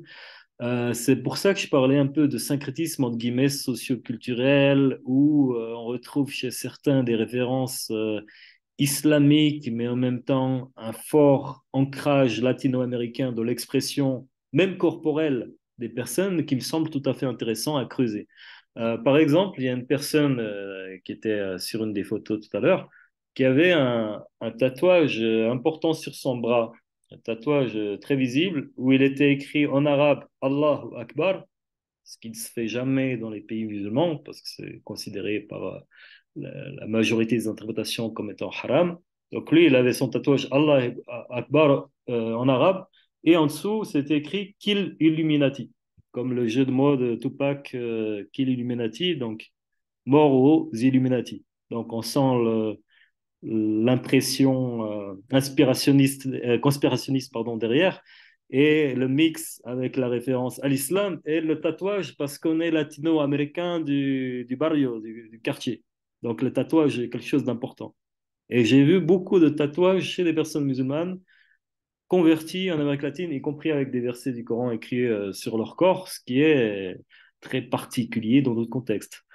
Euh, mais finalement, bon, on peut en ouvrir la discussion. Je voulais résumer certains points ici, mais je les ai tous dit. Donc, conversions à l'islam sont nombreuses et régulières, mais fragiles et la pérennité est remise en question dans la plupart des cas, y compris pour des communautés entières qu'on ne sait pas trop ce qu'elles vont devenir dans quelques temps. La dépendance à l'étranger, à la base, elle est très forte. Ensuite, c'est pour cela que je parle de communautés autochtones. Il y a une volonté de mettre un terme à cette subordination vis-à-vis d'acteurs musulmans étrangers en se disant, ben, on peut être musulman et latino-américain et on n'a pas besoin que les autres viennent nous dire comment vivre. Et les communautés musulmanes fortes, finalement, celles qui résistent, sont celles qui ont su affirmer leur identité autochtone tout en s'appropriant les discours et pratiques de l'islam en tenant compte des contextes locaux. C'est ma thèse, ou plutôt mon hypothèse, parce que j'ai pas assez de recul pour affirmer cette thèse, mais c'est un peu ce que j'estime être potentiellement correct. Voilà, merci beaucoup et désolé parce que j'ai parlé un peu long. Je pars dans différents sens. C'est un peu une thématique sur laquelle j'ai travaillé assez longtemps et j'ai du mal à synthétiser en voulant être global à la fois. Donc, excusez-moi de ces écarts. Merci. Ben, merci Baptiste, il n'y a vraiment pas besoin de t'excuser, c'était extrêmement riche et très intéressant et aussi très inhabituel, je pense, pour des chercheurs qui travaillent enfin, sur le Moyen-Orient ou même sur l'Europe, en fait, parce que ce qui m'a frappé, c'est l'aspect évolutif et la fluidité qu'on rencontre quand même pas, je veux dire, il me semble, même dans les communautés musulmanes en Europe, où on a des affiliations qui sont quand même un peu plus stables du fait de raisons ethniques et, bon, et autres. Alors, je voudrais juste techniquement peut-être mettre un fin à l'affichage, ou tu peux peut-être arrêter le partage comme ça, tu pourras Oui, éventuellement voir ceux oui, pas de des problème. collègues qui souhaitent se montrer. Je vais juste revenir sur cette image, j'ai oublié de la montrer, mais elle me Mhm. semble intéressante en trois mots. Euh, il y a deux converties colombiennes, une qui porte le niqab et l'autre qui portait le hijab, mais qui l'a retiré tout en restant musulman, dans la ville de Medellín en Colombie. Donc ça me semblait intéressant comme illustration. Ok, ben, merci beaucoup. Alors moi, j'ai plusieurs questions. Je vais juste en poser une pour lancer la discussion et puis je laisserai éventuellement le terrain à ceux qui le souhaitent.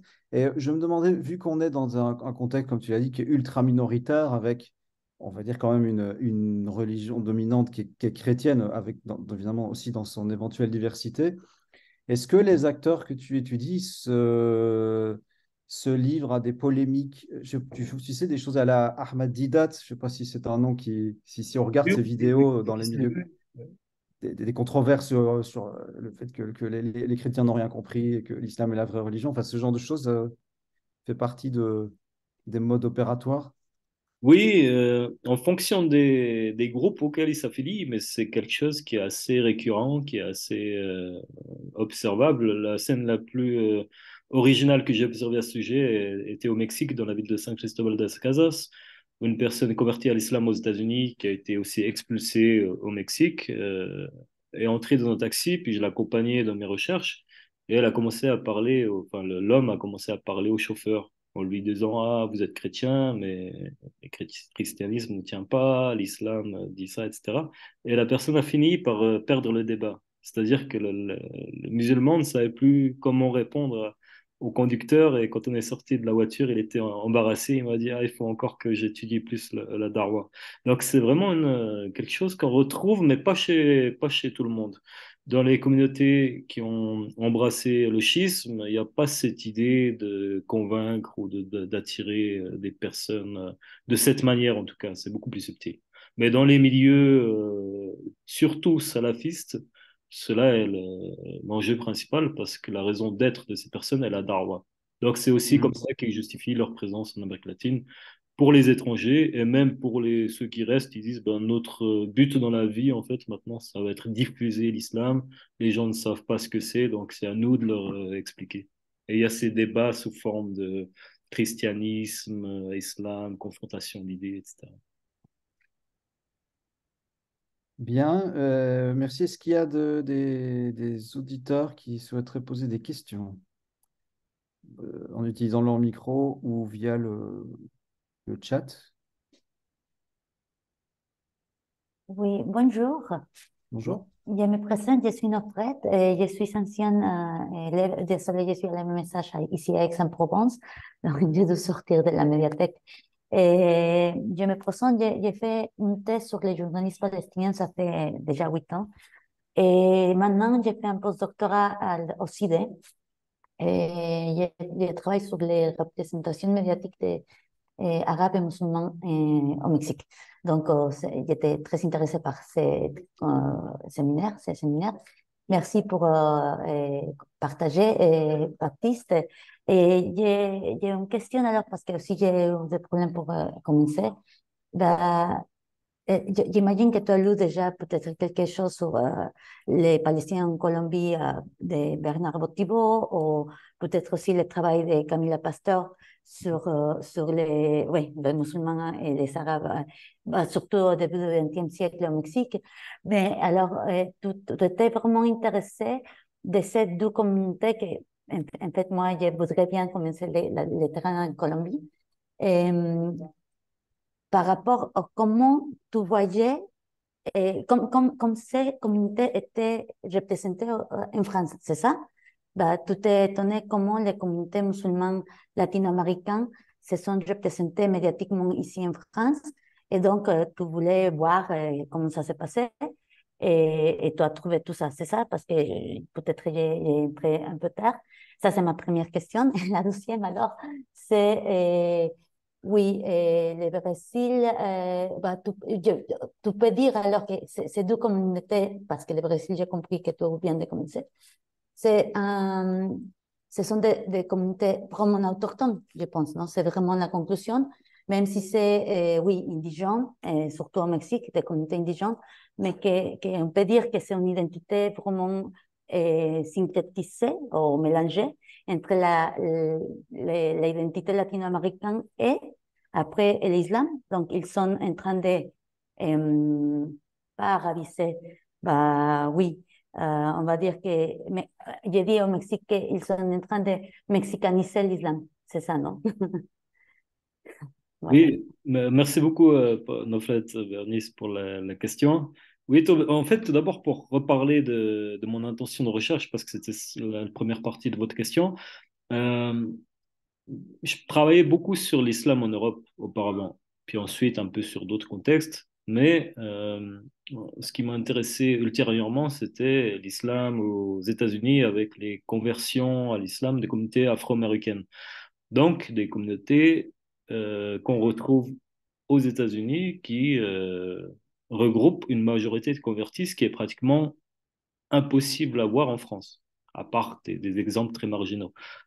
Et en partant de la Colombie, avant d'aller au Mexique, je me suis interrogé sur la présence musulmane et j'ai vu qu'il y avait enfin, qu'il y avait beaucoup de discours contradictoires. Donc, la première intention de recherche, c'était de faire une cartographie totale de la présence musulmane du pays. Donc, j'ai été à peu près dans une vingtaine de communes pour répertorier toutes les communautés musulmanes qui existent, ce qui est assez facile si on prend quelques mois, parce que finalement, la présence musulmane dans le pays n'est pas diffusée partout et on retrouve des grands pôles. Mais en faisant ça, j'ai bien sûr rencontré les communautés libanaises du nord du pays, comme à Maicao, Barranquilla, Cartagena. Et par contre, ce qui m'a plus intéressé petit à petit, c'était de voir ces processus de conversion qui sont très importants jusqu'à composer 100% des communautés, comme à Buenaventura ou à Guapi. Et après, je me suis dit, je vais mettre le focus sur cet islam autochtone, c'est-à-dire de conversion ou des convertis ou des fils et filles de convertis, simplement, qui ne sont pas des migrants. Donc ça, c'était mon focus. À partir de là, j'ai voulu faire la comparaison avec le Mexique. Comme le Mexique est trop grand par rapport aux moyens que j'ai, je me suis dit, bon, la conversion, la principale collective qui est connue, c'est au Chiapas. J'ai été aussi à Veracruz, Ciudad de México, Oaxaca, plusieurs régions, mais c'est vraiment au Chiapas où un cas était vraiment révélateur de cette dynamique d'islam autochtone, comme je dis. Et après, au Brésil, si tu veux, c'était plus pour comparer, pour avoir une ouverture, puis aussi pour répondre à certaines visions que j'appelle exagération, voire fake news, parce qu'on entend des choses qui ne sont pas avérées sur le cas. Donc, ça a vraiment commencé comme ça, avec un focus qui s'est développé progressivement et qui est lié aux communautés autochtones. Donc, ce qui est communauté arabo-latino-américaine ne m'intéresse pas beaucoup, sauf quand elles sont mixtes. Parce que bien sûr, par exemple, certaines mosquées à Medellín, une des deux mosquées est vraiment mixte et l'autre est quand même euh, liée à un cheikh égyptien. Mais ici, on n'est pas du tout dans la même configuration que les diasporas libanaises du Liban, parce que le cheikh égyptien de la mosquée de Médine était venu seulement pour faire dawa, pas venu pour des raisons de migration économique. Donc je me suis vraiment focalisé sur cette partie en laissant un peu de côté les communautés libanaises ou originaires des pays arabes comme un autre thème de recherche. Après, oui, j'ai lu sur ces questions, j'ai aussi rencontré certains membres des communautés libanaises en Colombie, également au Mexique, au Brésil. Mais mon focus n'est pas du tout là-dessus, c'est vraiment sur ces processus de conversion. Et après, par rapport à ta question sur l'identité, j'aime bien mettre des guillemets dans mes titres parce que c'est toujours délicat de dire on va mexicaniser l'islam, etc. Parce que comment définit-on l'islam? Bon, moi, je m'intéresse aussi à la pensée musulmane contemporaine puis à l'islamologie, donc j'ai un peu cette double approche et c'est vraiment complexe parce que si on regarde l'histoire, bien sûr, il y a toujours eu. Si on part du principe que l'islam comporte une dimension universelle, ce qui est assez évident, on peut partir aussi du principe que le contexte va toujours influencer la production des discours et des normes dans une certaine mesure. Il y a des choses stables qui restent, comme dit bon, on va pas commencer à parler de théologie non plus, mais il y a toute une série de normes qui sont négociées à l'aune des réalités locales. Et une partie de mon travail, justement, c'était de voir comment les communautés autochtones colombiennes et mexicaines négocient ce qui est présenté comme l'islam. Et le cas de la viande halal, c'est très intéressant parce que dans certains endroits dans le monde, une personne qui mange un steak de bœuf qui n'est pas égorgé va être très critiquée, hein. Et, bon, on va dire, il est en train de commettre un péché, c'est pas pardonnable, c'est pas normal de faire ça. Alors que dans d'autres communautés, l'imam mange la même chose et il dit non, mais c'est pas quelque chose d'important, c'est pas haram, c'est pas, nous, on s'intéresse pas à cette question. Et c'est vraiment ces processus que j'essaie de développer dans mes recherches, de m'intéresser à ça. Donc, je ne sais pas si j'ai répondu aux questions, mais j'essaie de pas trop être long non plus. Oui, non, merci.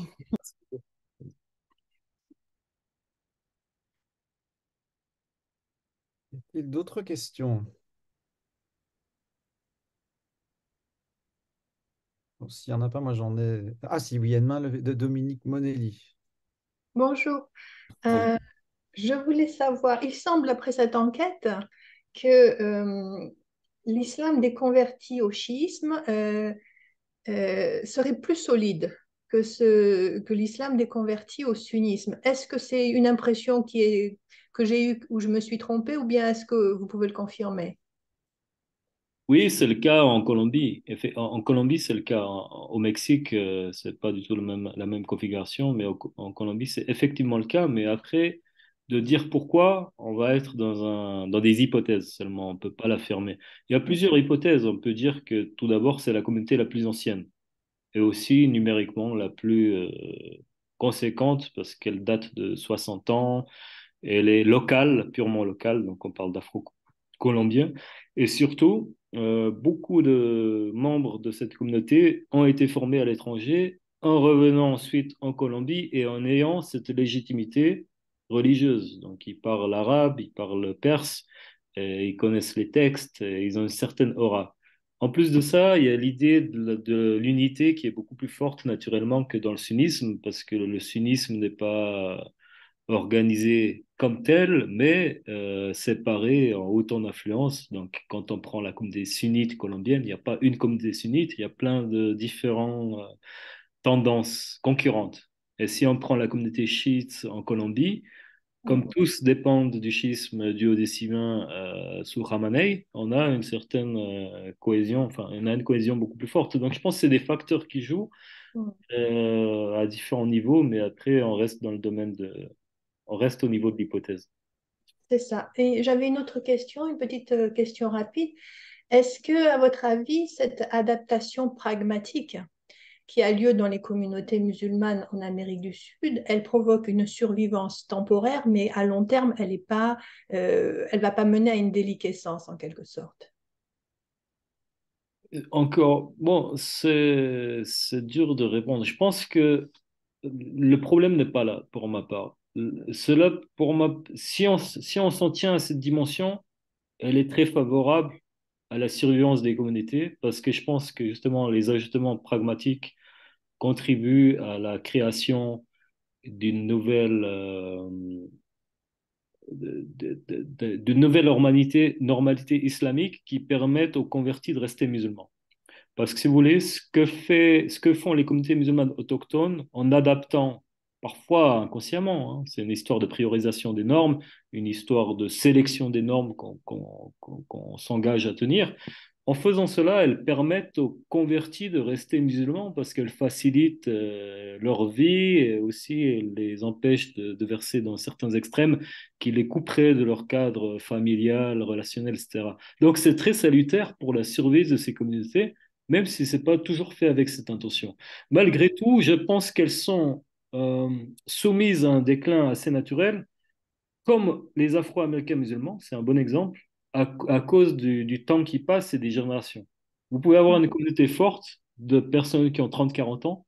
S'ils ne parviennent pas à se marier et avoir des enfants dans des bonnes conditions, et en plus de ça, avec se marier avec des personnes musulmanes, de transmettre l'islam à leurs enfants et de faire en sorte que leurs enfants sont musulmans, vous allez avoir une disparition progressive de la communauté à mesure que les personnes prennent de l'âge et que les descendants ne suivent pas. Et c'est le cas dans beaucoup de situations observées en Colombie. Il y a même l'exemple d'un prédicateur colombien qui a travaillé 40 ans dans la Darwa, qui est vraiment de Colombie, donc, et qui a plusieurs enfants avec une femme catholique. Et aujourd'hui, ces enfants ne disent pas du tout s'intéresser à l'islam, malgré que toute sa vie est orientée vers l'islam. Et lui, bon, il dit qu'il n'y peut rien. Et quand on lui demande les raisons de ce déclin de foi, enfin, on peut même parler de déclin, mais de changement d'orientation chez les enfants, il dit simplement ils ont grandi en Colombie, ils vont à l'école, tous leurs camarades ont un autre mode de vie.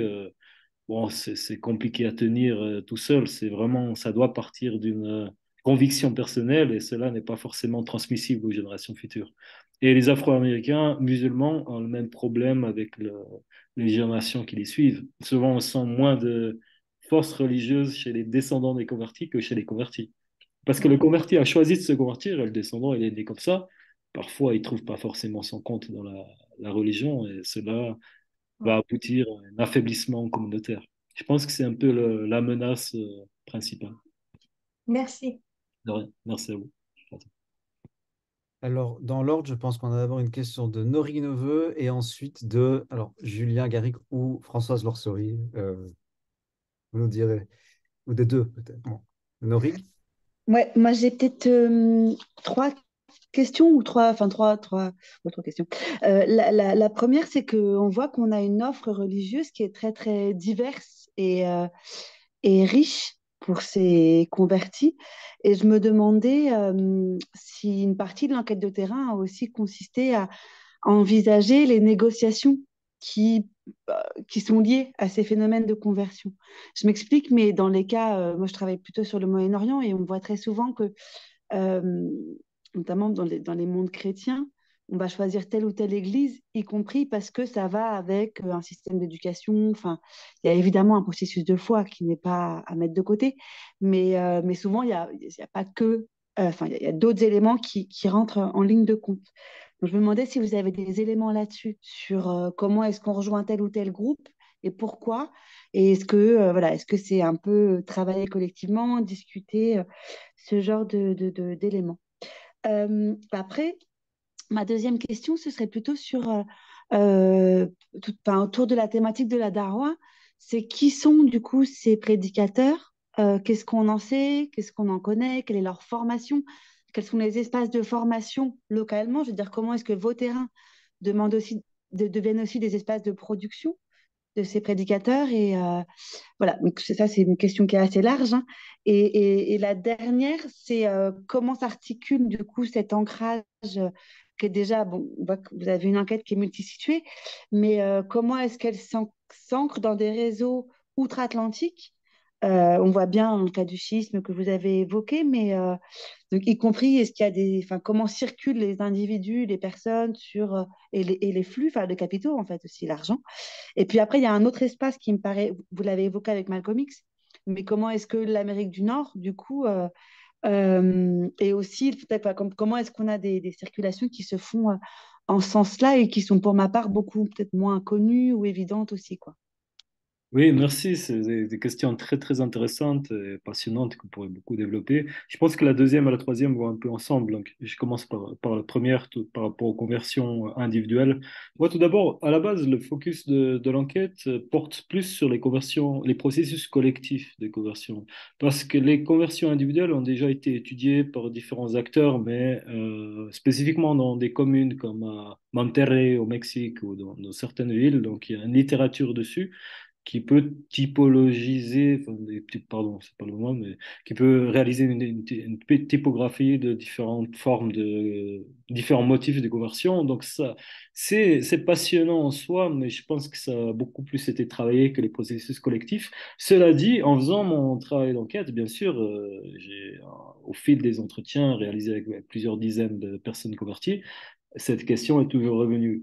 Et je me suis rendu compte, et d'ailleurs j'ai envie de creuser la question, parce que ça a ouvert un nouveau pan d'enquête que je m'y attendais pas.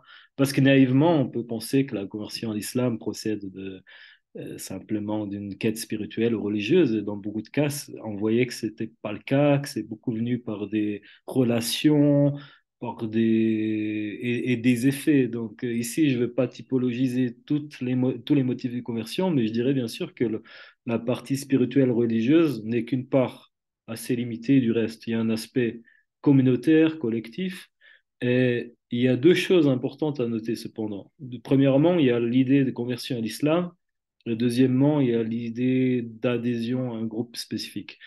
La plupart des personnes ne s'intéressent pas au deuxième. Ils voulaient simplement se convertir à l'islam en pensant que les musulmans qu'ils ont rencontrés représentent l'islam.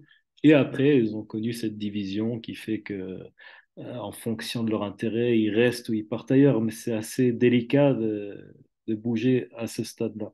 Donc, il y a cet élan vers l'islam. Pour certains, c'est une quête religieuse. Pour certains, pour d'autres, c'est la rencontre d'un groupe et l'opportunisme, pas en termes négatifs, pas seulement en termes d'opportunisme brut, mais la possibilité de changer de vie, de repartir à zéro. Et ça, je pense qu'on est dans des réalités assez proches de ce qu'on retrouve à travers les conversions à l'évangélisme, par exemple. Donc, des personnes m'ont dit, hein, ce que j'aime dans l'islam, c'est que je bois plus de whisky ou d'alcool fort, que j'ai plus 50 copains, etc. Donc, c'est des propos qui revenaient assez souvent.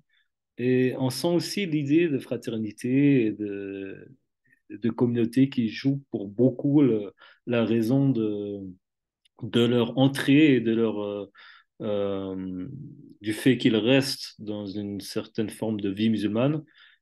Certains, par ailleurs, ont relevé qu'ils étaient déçus des musulmans et qu'ils se disaient plus musulmans tout en croyant que le Coran était le dernier livre révélé. Et donc, c'est assez original parce que parfois, certains continuent d'adhérer au dogme en eux-mêmes, mais veulent plus dire musulmans à cause du critère collectif. Donc, il y a beaucoup à creuser à ce niveau-là. Mais bon. Deuxième question par rapport aux prédicateurs. Alors là, on est dans des circuits fortement transnationaux. D'ailleurs, c'est assez impressionnant parce que si vous prenez une ville comme, je sais pas, Cali en Colombie ou Medellín, vous avez X acteurs collectifs musulmans. On va dire, vous avez X mouvements islamiques, disons 5. Les 5 n'ont pratiquement aucune coopération les uns avec les autres. C'est des circuits fermés. Donc, ils sont en isolation. Par contre, les 5 sont liés au même mouvement, mais dans d'autres pays. Donc, il y a des réseaux transnationaux très forts qui vont parfois très loin. On peut prendre des exemples. D'un côté, parce que ça va aussi avec la troisième question. Je réponds aux deux à la fois. J'essaye en tout cas. Mais vous avez à Medellín et à Mexico City et dans d'autres villes d'Amérique du Sud un réseau qui est identique, mais qui est très stratégique et ne se présente pas comme tel. C'est-à-dire que personne ne sait a priori qu'il s'agit du même réseau. C'est un réseau d'imams formés à l'Azhar, mais affiliés au post-salafisme. Donc ils sont azharis de formation, mais ils ont jamais été, ils ont toujours été un peu marginalisés dans l'Azhar parce qu'ils sont opposés au ash'arisme, ils sont partisans d'une lecture d'orientation salafisme, mais ils ne se disent pas salafis non plus pour des raisons stratégiques, donc très compliqué à mettre une étiquette dessus. Par contre, c'est un réseau transnational fort. Ils ont des financements d'Arabie Saoudite, d'autres pays du Golfe, ils viennent d'Égypte, ils ont créé un centre en Équateur de formation d'imams pour l'Amérique latine et ils sont envoyés un peu partout en Amérique latine, dans 15 pays. Leurs étudiants ont été envoyés, ceux que je connais, ils les ont envoyés en Indonésie pour se former. Mais encore une fois, c'est dans des endroits spécifiques d'Indonésie, dans un centre tenu par un Égyptien qui diffuse un enseignement post-salafiste. Donc pas du tout l'islam indonésien, entre guillemets, enfin, il n'y a pas d'islam indonésien unique, mais c'est pas du tout une expression locale, mais c'est un centre qui est là-bas. Donc, vous voyez, l'argent circule de manière très compliquée à découvrir pour ma part à travers l'enquête, parce que c'est le côté le plus tabou et le plus difficile à savoir. Mais les personnes circulent par rapport à des opportunités, mais au sein de même mouvements transnationaux. Donc, ils restent souvent dans un mouvement qui les amène à aller d'un endroit à l'autre. Pour les Turcs, pareil.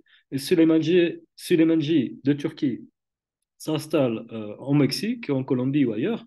Il crée des écoles, il sélectionne les meilleurs étudiants et il les envoie se former en Turquie dans le but qu'ils reviennent dans les pays d'origine en Amérique latine et qu'ils deviennent des leaders locaux. Donc ici aussi, c'est un circuit fermé.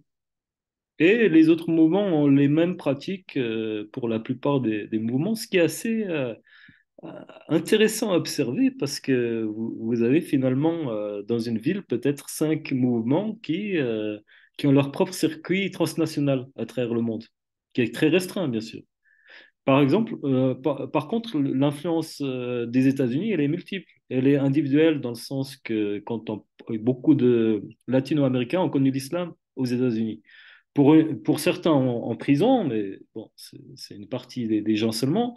Pour d'autres qui n'ont jamais été en détention, ils l'ont connu dans les quartiers où ils ont habité, par leurs collègues, par leurs amis. Et en se retrouvant de retour en Amérique latine, souvent pour des raisons involontaires, beaucoup ont été expulsés, ils ont continué à s'intéresser à l'islam, mais ils ont essayé de rejoindre des groupes déjà existants ou vouloir lancer de nouveaux groupes. Et ici, c'est une influence des États-Unis. Une autre influence des États-Unis est qu'il y a beaucoup d'organisations musulmanes américaines qui ont des projets aussi de darwa pour l'Amérique latine. Donc, ils envoient une équipe dans une certaine ville avec un budget de 80 000 euros, par exemple, qui est récolté. Il y avait les sites en ligne de cagnotte pour le projet. C'est un exemple qu'il y a eu à Medellín. Ils ont récolté 80 000 euros par des donations. Ils ont ouvert un centre à Medellín, qui est un nouveau centre encore, qui ajoute un acteur. Et ici, bien sûr, il y a la connexion à un shir des États-Unis. Donc, c'est autant de réseaux transnationaux qui sont finalement assez faciles à cartographier, mais qui sont très multiples. Bien, et donc maintenant, Julien ou Françoise? Julien et Françoise. La parole déjà. Et puis je dis bonjour à Rémi. On a été rejoint par Rémi Cocalas qui nous rejoint du Brésil. Peut-être qu'il parlera tout à l'heure. Euh, bonjour Rémi. Bonjour Françoise, merci, oui. Et alors, la question que je voulais poser, ben, il y en a deux maintenant que tu es revenu sur le post-salafisme, justement.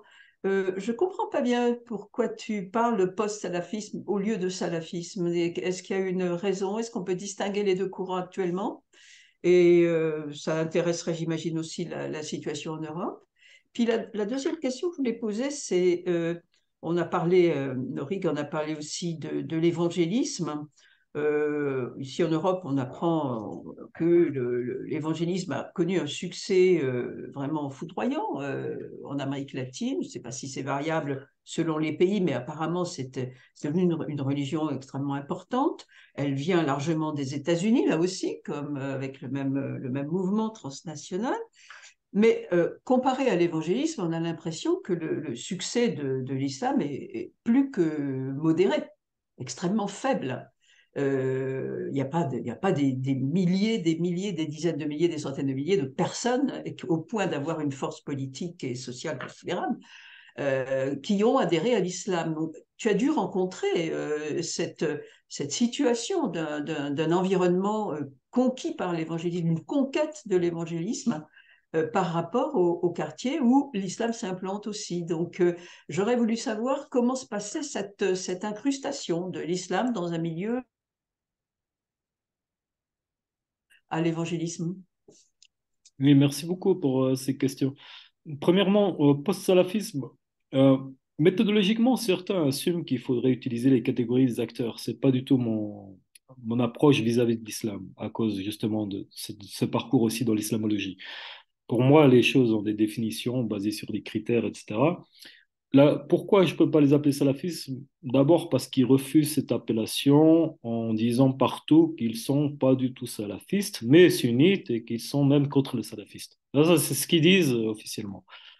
Pourquoi je dis qu'il s'agit de post-salafisme? D'abord, j'emploie la notion développée dans un article de Sadiq Hamid, qui a travaillé sur l'activisme musulman en Grande-Bretagne, où en parlant de post-salafisme, il se réfère à un salafisme qui n'est plus lié à des organisations particulières qu'on peut lier à une certaine histoire d'activisme militant, enfin de militantisme musulman au cours des dernières décennies, mais qui a un peu la même méthodologie. Donc certains parlent de méthodologie salafiste finalement par rapport au texte. Et ici, on est dans ce cadre-là, à mon avis, on n'arrive plus, en fonction de leur refus de s'affilier au salafisme, c'est difficile de mettre cette étiquette sur eux, mais en même temps, bon, la prétention de représenter l'orthodoxie sunnite, bien sûr, tout le monde l'a. Et ceux qui sont un peu plus, j'allais dire honnêtes, mais c'est pas le mot que je peux employer, ceux qui sont, certains vont relativiser leur prétention à incarner l'orthodoxie sunnite. Ils vont dire, on est un courant parmi d'autres. Et eux, non, eux vont dire, nous, on est les sunnites orthodoxes et le sunnisme, c'est ça. Quand ils expliquent que le sunnisme est cela, en fait, ils véhiculent Hmm. une grille de lecture salafiste par rapport notamment Est-ce à que la... néo-salafisme conviendrait? Est-ce que néo-salafisme conviendrait pas Oui, mieux? Parce que post, on a l'impression que ça ça vient dépend. après, en fait. C'est quelque Oui, chose. peut-être c'est plus cohérent de parler de néo, effectivement. Mais vous voyez l'idée que j'essaie Non, de... mais oui. Et c'est extrêmement délicat pour moi parce que beaucoup de gens, enfin, surtout dans les milieux communautaires, j'ai fait un exposé similaire à l'université, à l'UNAM, université mexicaine. Il y avait justement des personnes de cette mosquée qui étaient présentes qui sont énormément énervées d'être qualifiées de salafistes parce qu'ils sont Ah. contre le salafisme. Mais après, je leur ai dit, j'étais obligé d'utiliser des catégories de dogmes en parlant d'aqid, Hmm. de fiqh, de rapport au fiqh. Puis après, bon, finalement, on voit où il se situe historiquement. Mais peut-être effectivement, il faudrait parler de néo-salafisme, mais c'est très délicat parce que c'est une nouvelle stratégie, enfin moi je le vois comme ça, c'est une nouvelle stratégie de communication aussi, vu l'image que le salafisme a eue, et une façon aussi de s'affirmer comme sunnite, orthodoxe, sans étiquette, Hmm. bien que toutes Hmm. les divergences soient bannies. Donc c'est à creuser. Quelle Et, est la référence de l'anglais dont tu parles? L'article anglais dont tu parles? par rapport à quoi? Ah, c'est Sadiq Ah, pour Hamid, ça? Pardon? Sadek, Sadek, espace Hamid, c'est son nom de famille. Non. Et son ouvrage 2016, et ça doit être Islamist, Sufi and Salafi, The Battleground of Islamic Activism in the UK. Quelque chose comme ça, Ça mais va, je reconnaîtrai. la date et l'auteur, Merci. de rien. Et la deuxième question, c'était par rapport à... J'ai un blanc maintenant. C'était sur l'évangélisme. Oui, oui, oui, oui. En fait, j'ai eu pas mal d'entretiens, au moins une dizaine de personnes rencontrées qui sont passées de l'évangélisme à l'islam. J'ai pas connu le cas contraire, à part une personne qui m'a dit son intention de passer de l'évangélisme à l'islam, ce qui m'a paru complètement Ça m'allait étonnant. l'évangélisme. Et en m'expliquant ses raisons, elle m'a dit que les évangélistes, ils avaient justement une cohésion communautaire plus Mhm. forte, et qu'ils étaient mieux organisés, puis qu'elle serait plus heureuse là-dedans que dans l'islam. Donc Mhm. c'était un peu une raison organisationnelle, enfin, liée aussi à sa recherche de relations, etc. Mais c'est vrai qu'il y a un décalage très très important entre le succès de l'évangélisme et de l'islam, mais je pense que c'est très dur à comparer parce que l'islam est venu beaucoup plus tard, avec beaucoup moins de moyens certainement, Mhm. et beaucoup plus difficile à implanter vu son étrangeté ou ses codes plus éloignés culturellement, en tout cas dans ce qui est transmis. Et aussi, dans la transmission actuelle de l'islam, il y a une assistante sur des pratiques assez compliquées pour le, enfin, le latino-américain moyen qui n'est pas forcément disposé à arrêter toute forme de consommation que proscrit l'islam tel qu'il est enseigné. Mais je Mhm. pense que c'est surtout quelque chose de lié à l'histoire qui est beaucoup plus tardive, mais surtout aux moyens aussi, parce que finalement, quels sont les moyens des acteurs musulmans prosélytes? En général, ils ont Mhm. très peu de moyens et vont avec, Mhm. à part le réseau néo-salafiste, si on peut dire, qui a des moyens financiers qui ont l'air conséquents, mais qui sont opaques. On n'a aucun moyen de connaître cela en détail. Mais les autres groupes, souvent, il s'agit de trois quatre personnes qui vont avec à peu près 1 000 euros par mois ou 2 000 euros par mois pour faire leur mission. Et finalement, à ce rythme-là, et s'ils arrivent à accueillir, entre guillemets, 50 personnes dans la foi musulmane, ils considèrent cela comme un succès. Et 50 personnes sur un pays de 40 millions d'habitants, c'est bon, c'est significatif.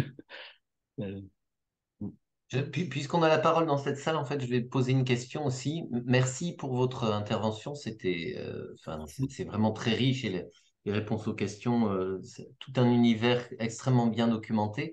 Euh, Cet islam que vous appelez autochtone, est-ce que vous avez pu constater, même si ce n'est pas votre objet d'étude, des interactions avec l'islam de migration? Est-ce que ce sont deux univers complètement opaques et différents, ou est-ce qu'il y a des choses qui se jouent dans la rencontre de de ces différentes pratiques, de ces différentes...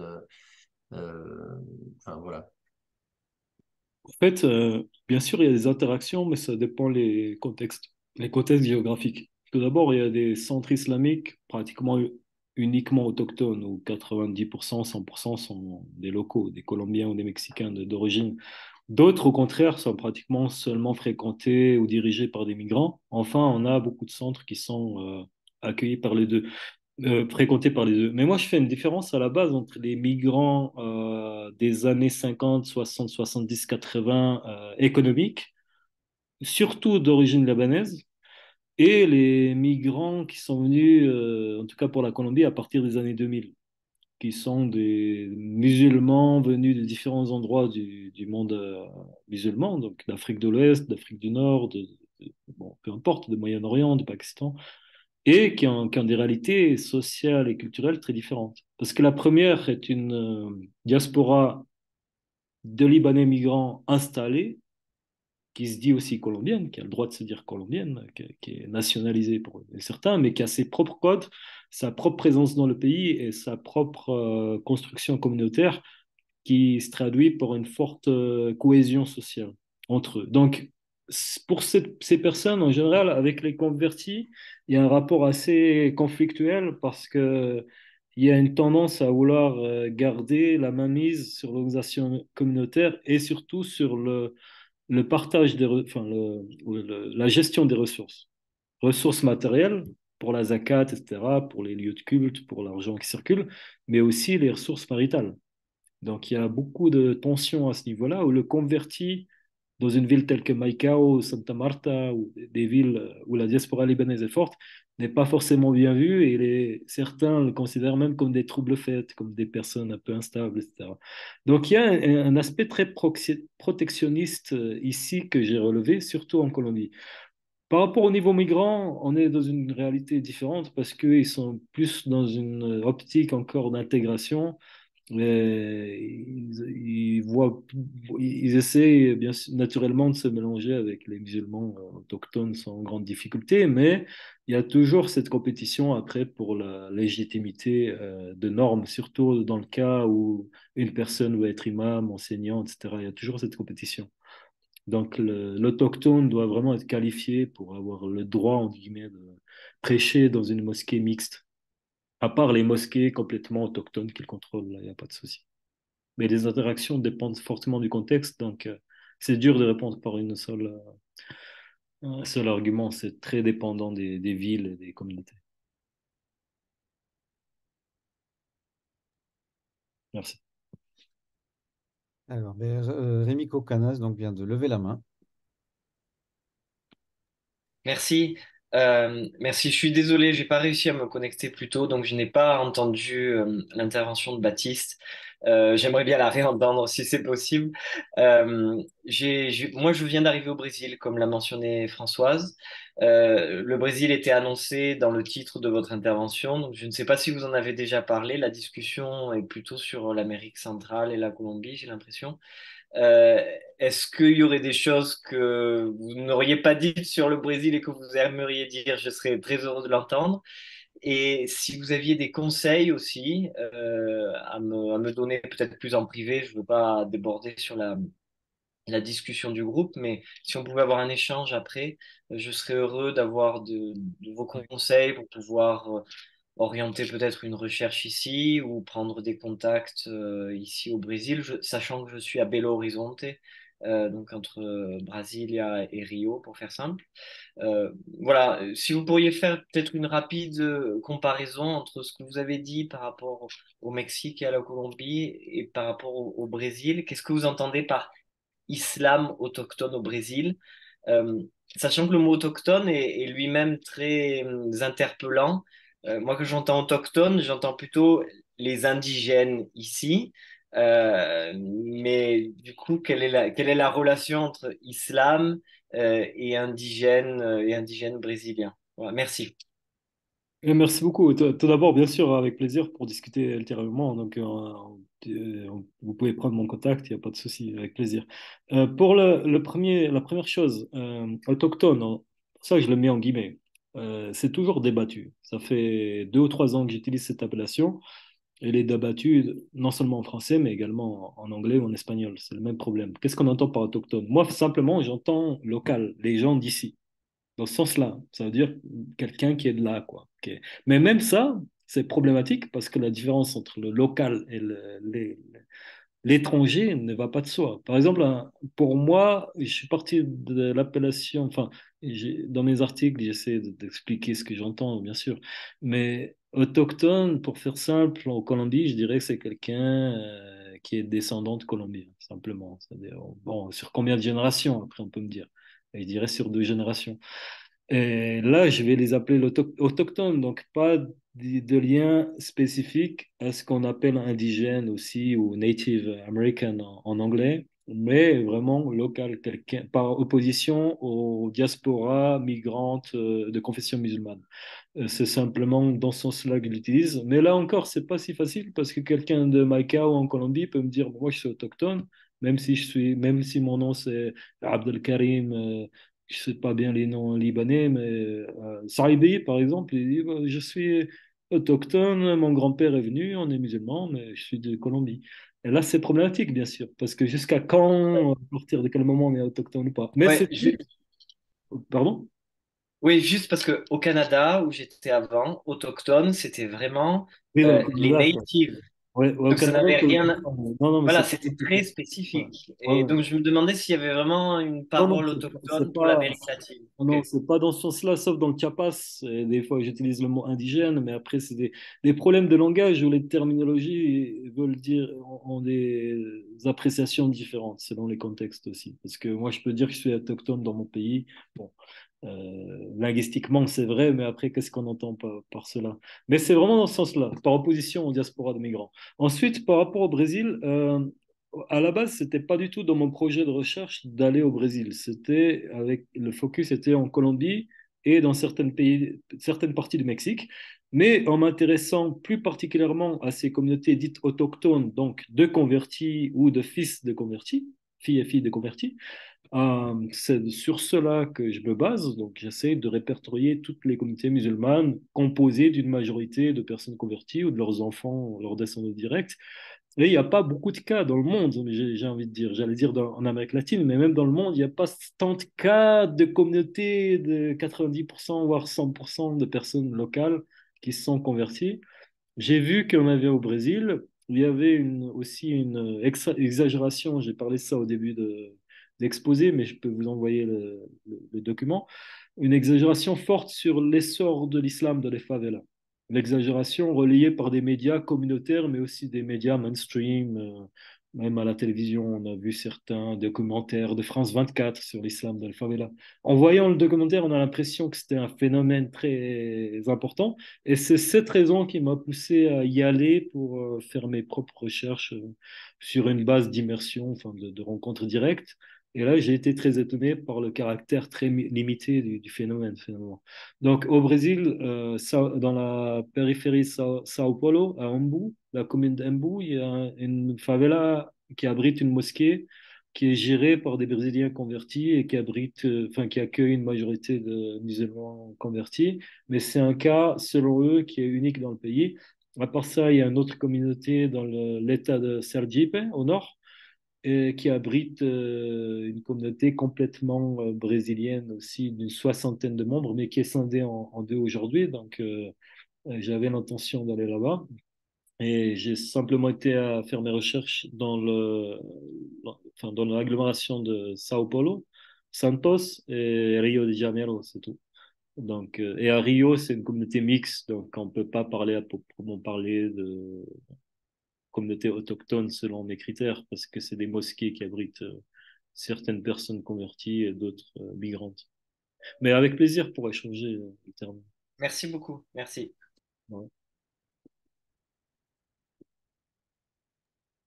Voilà, je pense qu'on arrive au bout. Alors, je ne vais pas prolonger au-delà de 16 heures. Moi, je vais juste une question, une précision, Baptiste.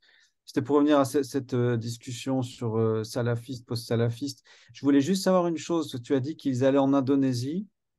Et je veux savoir si tu savais avec qui, parce qu'à ma connaissance, en Indonésie, il y a deux grands réseaux salafistes. Il y en a qui sont connectés plutôt à l'association à Touras, au Koweït, donc ils sont plutôt, on va dire, les pro-saoudiens quiétistes, et ce qu'on appelle d'une manière générale des sourouristes, qui sont plus politiques et avec liés à des figures comme Abdelrahman Abdelkhalek, etc. Et je ne sais pas si tu sais dans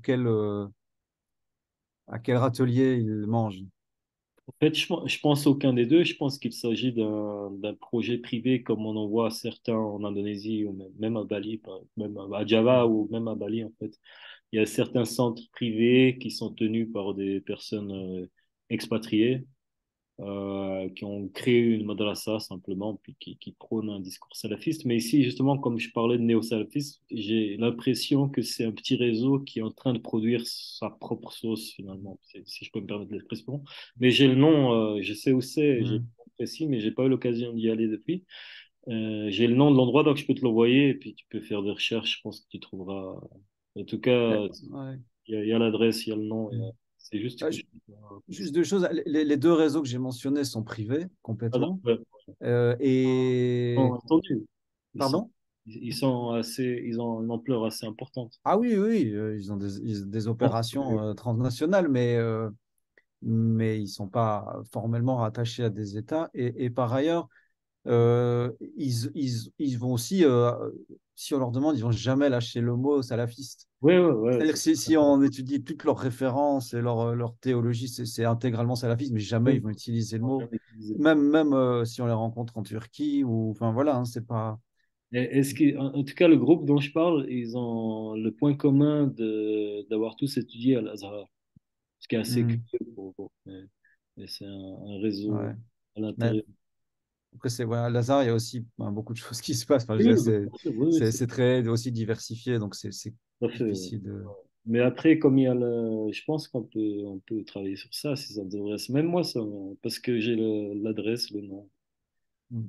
J'ai même, je dois aller à Java pour une conférence dans un mois, mais je sais pas si j'ai le temps de passer là-bas. Ça m'embête un peu, mais j'ai les contacts des jeunes Colombiens qui étudient là-bas. Donc c'est très, en tout cas, le réseau latino-américain, il est très opaque. Il est Ouais. très opaque et un peu Hmm. compliqué. Après, comme il y a le nom de la madrasa, j'espère qu'on pourra trouver un peu Euh, l'ancrage. Même moi, ça m'interpelle. Ça fait 2, 3 ans que j'y réfléchis. J'arrive pas au bout. J'arrive pas encore au bout. Ouais. Pour info, il y a un chercheur hongrois qui s'appelle Zoltán Pál, qui connaît très bien les réseaux salafistes en Asie du Sud-Est. Ouais. Euh, Tu pourras m'écrire son nom? ouais, ouais. C'est gentil. Voilà. Ben, je vais conclure D'accord. euh, la séance. Peut-être juste parce que je n'ai pas mentionné de référence bibliographique en intro. Tu as dit que tu as publié un cahier de. Est-ce que tu peux nous dire où Et- ça a été publié? oui, oui, Euh, justement, même déjà, je peux partager le slide. Et à la fin du slide, j'ai mis cette seule référence parce que je viens de publier un article de 65 pages sur la question.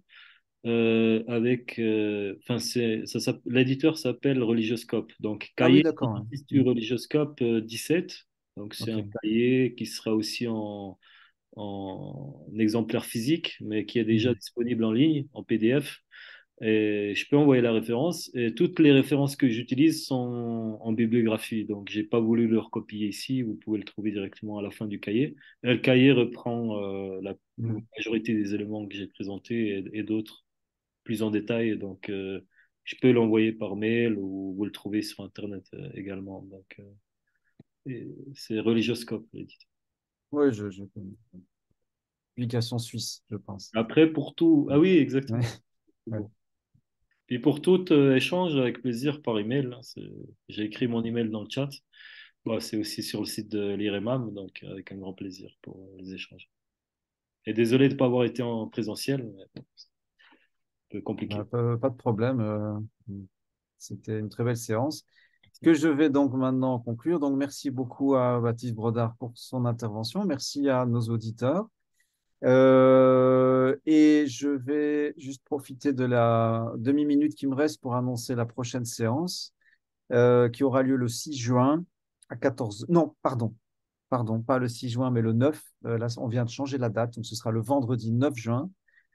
Et nous recevrons Loïc Lepape qui parlera du succès académique de la radicalisation, réflexion sur un concept très politique. Séance d'actualité, s'il en est.